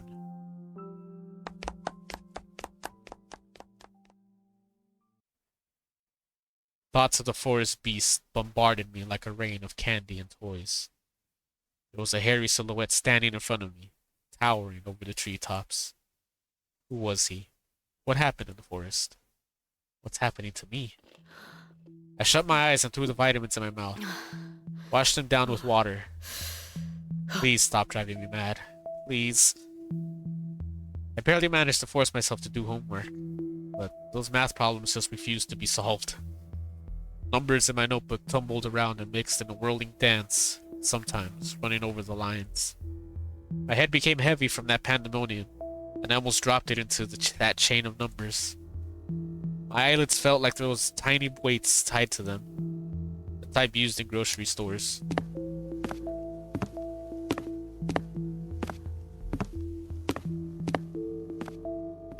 And right at that moment, I surrendered and closed my notebook. Memories of my day started flashing before my eyes. I was in the middle of the stuffy school corridor. I could see the literature classroom from here. The faces of dead classical writers on their portraits. The prim and wrinkled pose of our homeroom teacher, Lilia Pavlovna. And around that corner was her daughter, Katya, a snitch and a gossip, eagerly waiting for more. Эй, новенький, новенький. Hey, transfer student, transfer student. Чего тебе, Кать? What do you want, Katya? She got on her tiptoes and started swaying, while hiding her hands behind her back, then asked me with a fake smile on her face. Скажи, пожалуйста, а чего это тебя к нам перевели, а? Can I ask you something? Why did you get transferred here? I might have told the truth about this to Polina, but Katya will sell it on the market for 3 kopeikas. It would be the same as printing all my thoughts and hanging them near Volva's picture for everyone to see. So I reverted to an answer I knew by heart. Все из-за моих родителей. It's all because of my У parents. папы тут новая работа, а мама... Dad has a new job here, and my mom... Katya didn't even listen to me. She just rushed toward the perked up ears of her friends, whispered something while stealing glances at me and giggling. Да-да, конечно, конечно. Yeah, right. Он нас тут совсем за дурачков держит. He takes us all for Я fools. вот слыхала, что это все из-за его отца. I've heard it's all because of his father. Он недавно кому-то крутому дорогу перешел, и теперь они всей своей семейкой в нашем захолустье скрываются. He crossed the road with some big shot, and now their family is hiding in our remote little Неправда. village. Ты все врешь. That's not true. You're lying. А слышали? Слышали, как он бабурина просто так стукнул? Oh, and did you hear how he hit Baburian out of the blue? Это каким надо быть уродом, чтобы в первый же день так над одноклассником измываться? What kind of freak must you be to start bullying your classmates from day one? Прекрати. Ты же знаешь, он первый начал. Stop. You know he started it. Да этого мало. And if that wasn't enough, Ходят слухи, что он спутался с ворюгами из шайки Ромки Пятифана. there are rumors that he's hanging out with delinquents from Ronka Piatifan's gang. Wasn't Fat Boy also hanging out with him? Ой, девочки, сумки проверяйте. Be careful with your bags, Того girls. и гляди, в гардеробе вещи начнут пропадать. I wouldn't be surprised if things start disappearing from our wardrobe, Будем знать. Это Петров с дружками постарался. and we'll know who to blame. Petrov and his friends. Yes, yes, yes. Замолчи, заткнись. Shut up. Вон как раскричался-то, будто ужаленный. Look at him scream, as if something bit him. Am I remembering today? Because I don't remember any of this happening. А зрачки-то, зрачки какие широкие. His pupils, look at how wide they are. Опять чего доброго с катушек слетит и руки распускать начнет. I hope he won't go insane and resort to violence again. Не зря же его мать с таблетками пичкает. I mean, there must be a reason his mom always feeds him those pills, right?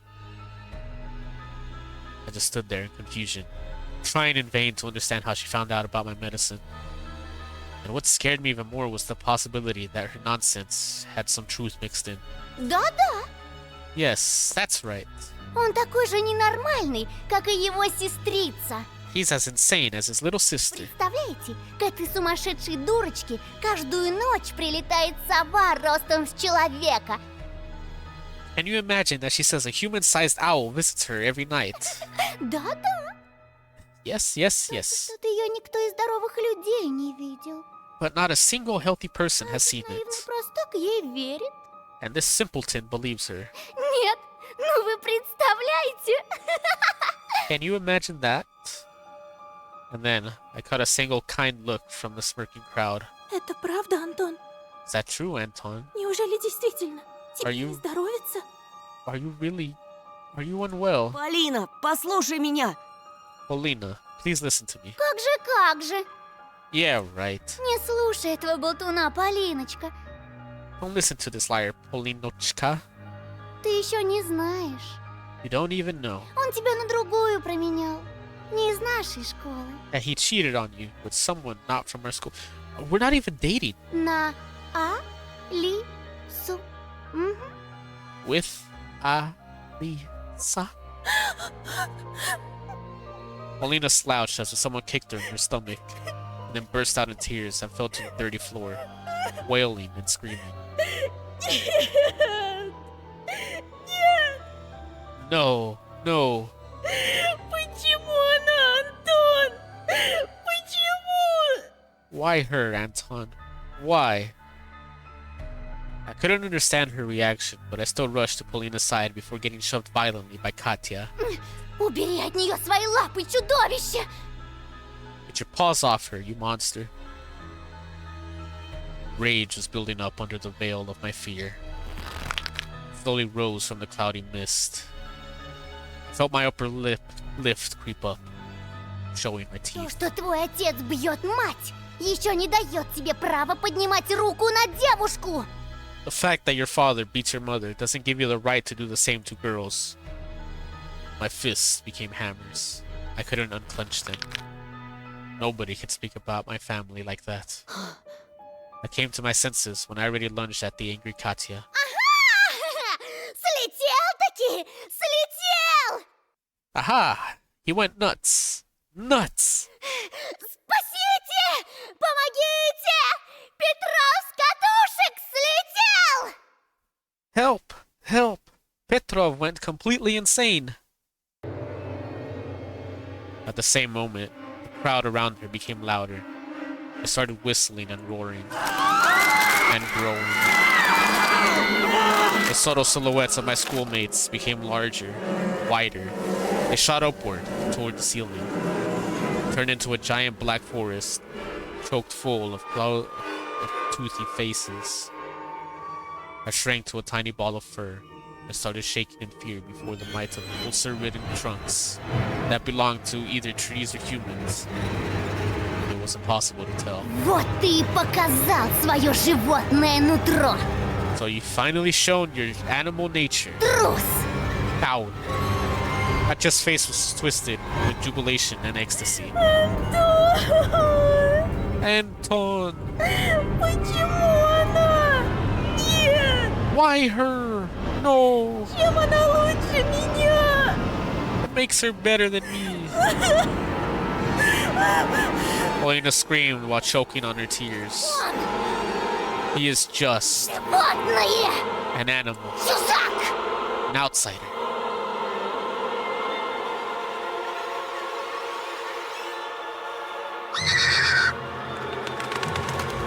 A scary flapping of wings came from the forest. A pair of giant white ears descended somewhere from above, and I dug myself into them. Пожалуйста! Please, Вставай! wake up! I jumped up, almost falling out of bed. Apparently, I was thrashing around for hours on the sweat-soaked sheets. Olia's scream pulled me out, set me free from the tentacles of fear. Антон! Пожалуйста! Please, Вставай! Вставай! wake up! Wake up! Took my eyes a while to focus on the silhouette near the window. Olia's voice was distant. My head was still ringing after the fight. Sounds got distorted, as if my ears were stuffed with cotton. My sister, as distressed as ever, just kept on repeating the same phrase. Сова! Сова! The owl! The owl! Пожалуйста! Please! Боюсь! I'm scared! My tears poured on my heart like boiling water. I was almost thankful for the owl's appearance. Otherwise, the scared Olia wouldn't have woken me up. Оля, я сейчас. Wait a second, Olia. Хочешь, я тебе Мурзилку почитаю? Want me to read Murzilka for you? A Soviet-Russian monthly illustrated magazine for kids. It was published since 1924. The magazine uses an unidentified yellow creature wearing a scarf and a red beret as its mascot. Writers like Samuel Marshak and Anginia Barto contributed to the magazine early in their careers. Подожди. Give me. I placed my bare heels on the cold floor, felt around for my glasses. Remembered Semyon, his underhanded act, and sighed. Антон! Пожалуйста! Пожалуйста! Please, please, look! She couldn't tear her eyes off the windows, as if it was a staring contest. I found the light switch with my hand. The lamp poured bright light all over me. I got up. My vision fooled me, moving the window closer, only to push it further back the next moment. My sister was just a blurry spot. I took a hesitant step forward. Where are her legs? Оль, Olia, что там? what's there? Что-то случилось? What happened? Ты хочешь, чтобы я открыл шторы? You want me to open the curtains? Нет, не надо! No, please don't. That did not come from in front of me. Там же сова! The owl is there. That's what I just said. The voice was coming from behind. I turned around and froze from terror. Teary-eyed Olia stood in the doorway. Кем? Who? С кем ты разговаривал, братик? Who are you talking to right now? She stared at me with eyes that were red from crying, with her hands wrapped around her shoulders. Her voice was nervous, as if she was afraid to hear my answer. Я разговаривал с тобой. С тем, кто притворился тобой. I was talking to you. To someone pretended to be you. The ledge outside my windows creaked ominously, as if something huge was sitting on top of it. And the thing that pretended to be Olia started spreading, painting shape, grow to scary heights under the light of a carnivorous moon. Oh boy. Please. Come closer. Come here. The voice didn't belong to my sister anymore. The thing that was hiding behind my curtains got tired of pretending, making me look like a fool. I pinched myself as hard as I could, hoping that the silhouette near the window was just a continuation of my nightmare, a hallucination, brought upon by the cursed house. And those don't bite, do they? The silhouette was towering before me under the veil of mist. I heard only a shrill scream when someone had knocked on the window. It came to get us! Another knock. I stepped back into the middle of the room, as if there existed nooks where I could hide from this horror. The sound was sharp, metallic. The lamp started shimmering, and then it suddenly lightened the whole room and went out like a candle in strong wind. The filament inside it snapped with a ringing sound. The darkness that was waiting for that exact moment poured from all angles and enveloped me. There was only this window left in the whole universe. Moonlight poured through it, painting everything the color of bones that were exhumed from the crypt. Olia started squealing and pressed herself into my back, seeking protection. And then an eye, burning with a carnivorous fire, stared at us from the window. No, it wasn't trying to break the window. It was toying with us. This kept on knocking, driving us mad. As if a giant clock was measuring the time left for us, the pendulum swinging above the abyss. Go away! Get out! Shoo! She was screaming in desperation, her hands clutching my arms like a pair of pincers.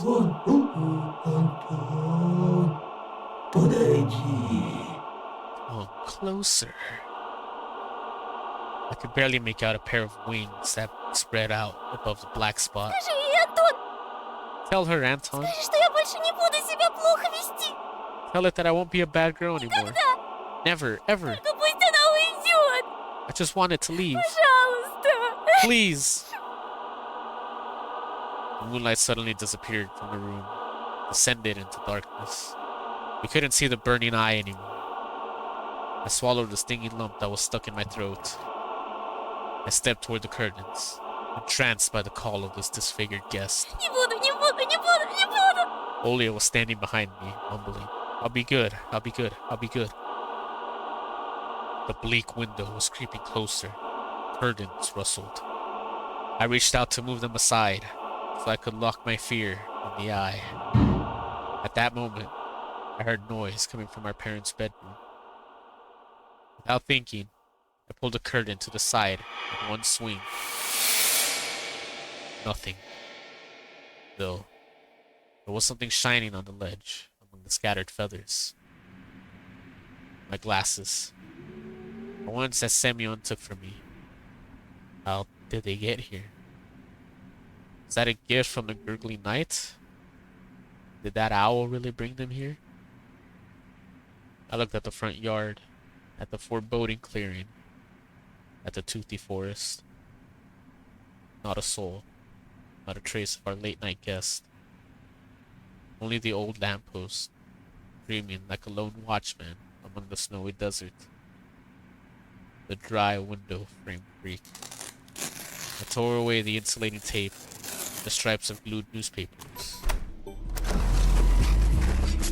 Before plastic windows became widely accessible in Russia, the cracks in frames of wooden windows were filled with cotton or pieces of cloth and sealed with self-adhesive tape or strips of newspaper soaked in soapy water to conserve heat in the winter. Interesting.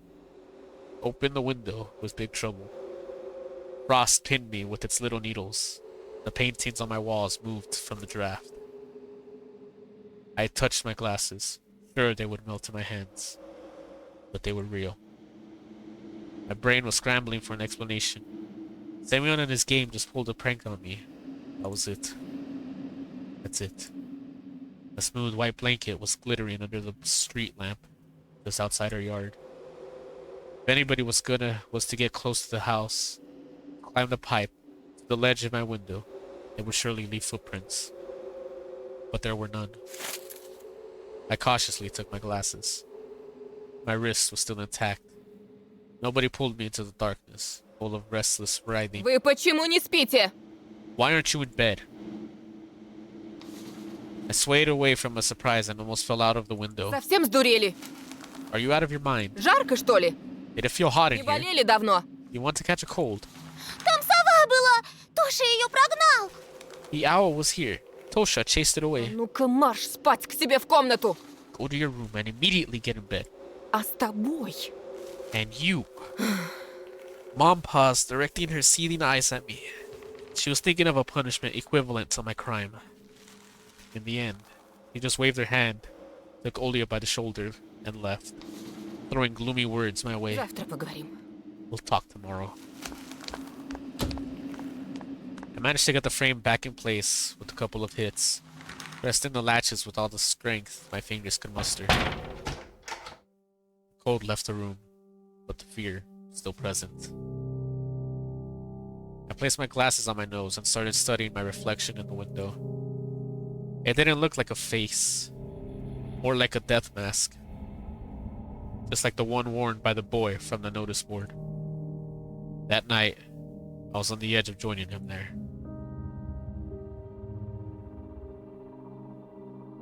A black and white face was staring at me through the clearing between student heads.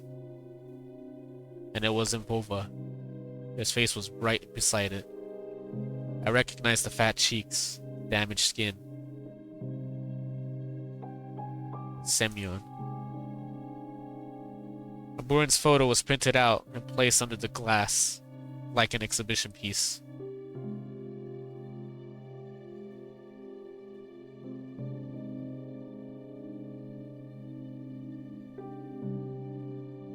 Oh boy, that was a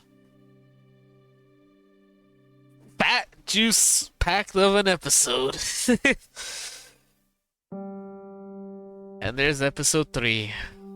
On end, the wolf's gray fur will stand. But that will be saved for another day, because I feel like I was reading for so much that my voice is dead. When did this start? It's been 3 hours. So, yeah, it's definitely been a long time. But that was episode 2. Definitely longer than episode 1, and still, I find myself loving this game. The animations that were added, the voice acting, everything in this is just amazing. And I still can't believe it's still not complete. Though the fact that it just seems like I'm rushing through this because of the fact that I probably could have split this into multiple episodes. Which I'll probably do for episodes 3, 4, and 5 whenever I get to those. Because I've lost my voice a few times. I had to clear my throat a number of times. I need water. But yeah, this is Tiny Bunny episode 2. That's honestly one of the best that I've ever played. I don't play many visual novels, but this one, that jump scare in the shed, I'm glad I didn't scream, but it definitely stopped me from reading, and it took me out of the out of whatever voice that I was using to read. Probably I don't remember, but yeah, Tiny Bunny, this is really good. I love this game so much. This is only episode 2. I assume that the next episodes are gonna be... It's gonna be very longer than this, but yeah, I would have to end this one here.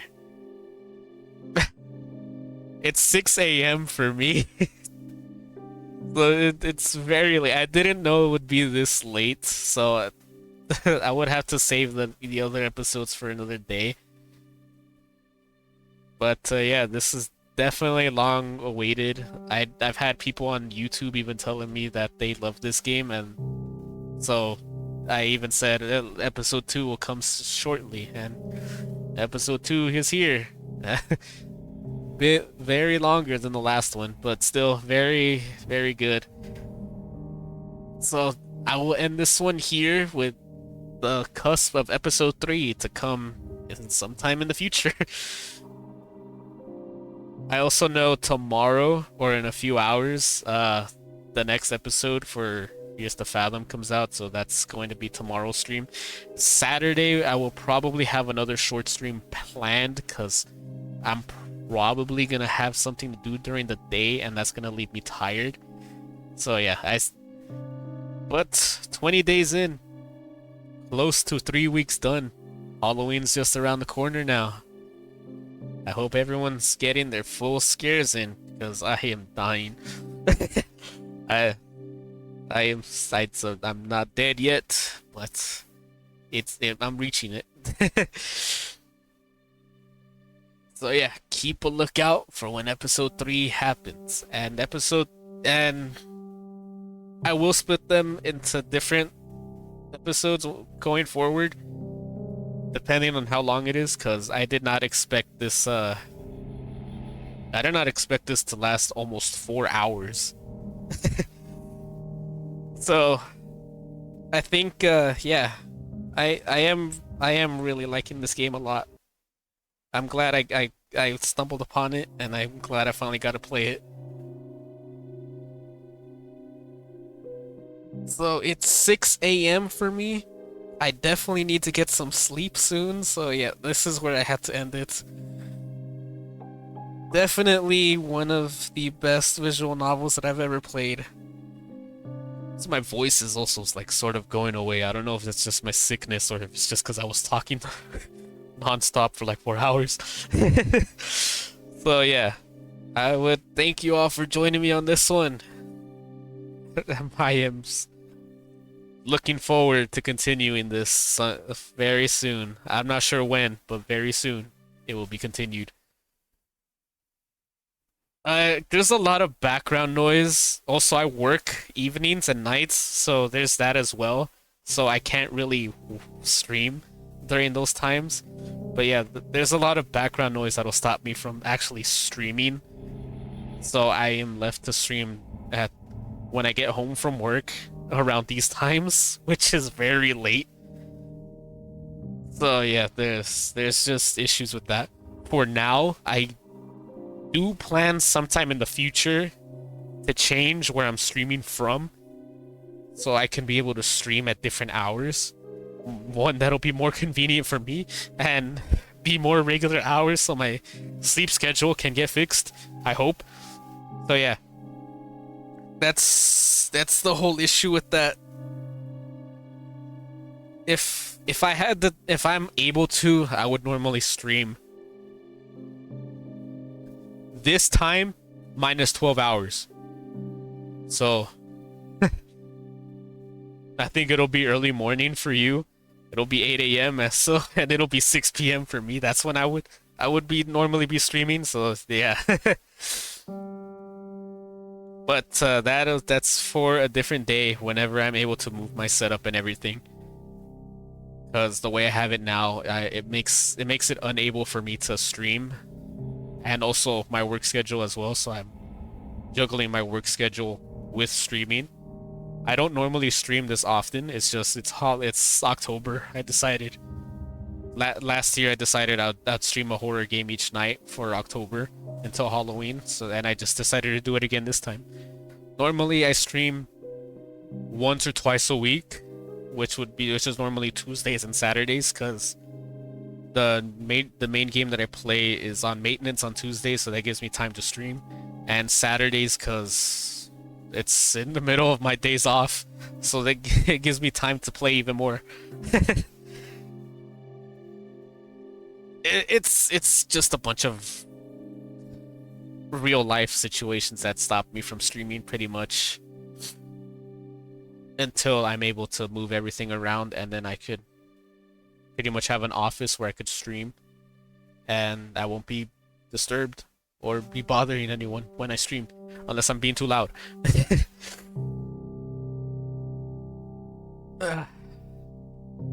I'm not a good streamer.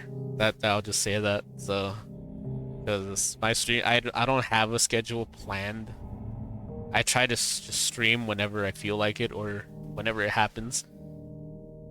I think it's just because it's a hobby right now that I don't put as much effort into it right now. Well, I do put effort into it, just it's a hobby. I don't have like a 3D model, so you don't see me moving. I'm just an image. so yeah, and also since I don't have the best computer as well, that also limits to what I can stream, because computer parts be expensive. Very expensive. So I want to at least stream what I can if it gets good quality, instead of streaming what I want while it looks like I'm on a potato. But soon the PC upgrades will come, and then I could stream more demanding games and be able to take even more requests for games that people want to see me play. Whenever that will happen, I don't know, but it will happen. But enough of my plans for the future. It is 6:06 a.m. at this time. I am going to need to sleep because I'm just afraid of like background noise being the main thing. There is a possibility that I could stream a lot earlier during weekends, but runs the issue on the thing. I don't know Sunday. I could try, but I don't know. It could be the same situation as this week, because I still do have the other things planned throughout for the rest of the month. So it just goes to whatever falls, because when I played the prologue, I thought it was just the prologue. I didn't know the full game was released until I started playing the full game. Or until I saw that the full game was there. So originally Tiny Bunny was gonna take up one night, but now I've had to take up 2 nights. So it's all just a big, I don't know, it just falls under scheduling. Tomorrow I do have something scheduled. Saturday night is something short because I might be away during the day, and now I will probably be very tired, but I also want to put something out there. Sunday could possibly be it, but since most of the time my voice will probably be gone, or I'm gonna be resting, it'll probably be something that's not that's also short, or at least completely different. And then there's also, I do have something planned for the upcoming Friday, as well as a few other things planned whenever it's possible that I could get those to put in. Like Phasmophobia and Devour, I do have planned. It just depends when I could get other people to play it. And there's also some other games as well that I've been asked to play, but I kind of just put them off. So I'm not sure when the next one will be. I am planning to do it very soon. It just depends on scheduling, pretty much. I am really enjoying this game, so I am hoping it won't take as long. But again, it's all scheduling. And I don't want to be rambling on for too long like I did yesterday and 2 nights ago. If that developer saw me play his game, I am sorry for all the negative that I said, because I said way too much. So, I will end stream now, because as I said, it's 6 a.m. and I definitely need to get some rest. So, thank you for joining me on episode 2. We got more in depth. We made a kid disappear after we fought back. Somehow I foreshadowed that. I didn't know that's what was gonna happen to him. I just said, you know, there's a kid disappearing. I'll make you the next one. When he was bullying me in the school. Turns out at the end of the story of episode 2, he disappeared. I did not know he was gonna disappear. But I have an inkling that the guy that I saw in the forest at the school twice has something to do with these disappearances and that shed. I have a small inkling on that, but I'll let my theories rest as well until I'm able to play this more.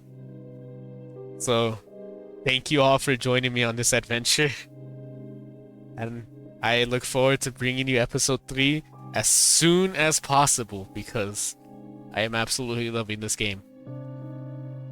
To the developers, to the artists, to the voice acting, sound designs, everything, absolutely perfect. Yeah, perfect. I will say it. I don't know if any of the slurs I said when I was reading, when I was getting beat up or bullied in the woods, have any negative effects on me. So I'll just continue to say I was reading from the script. Yes, I stopped saying it after a while, but that's just because I don't want to say it anymore. I kind of pulled that away from the script. I don't know how that word can affect me. Okay, but I have my defenses. I have multiple defenses. So again, thank you all, and I wish you all a good day, a good night, a good morning, whatever it may be. And if you live near the woods, watch out because the bunny is waking up and he could be after you. Good night, good day, and take care, everyone. Any way that I couldn't inflict fear on people. I live near woods. There's a bunny outside my window right now, so don't worry. He's after me right now, but maybe when he's done with me, he'll be after you, so be careful. Take care, everyone.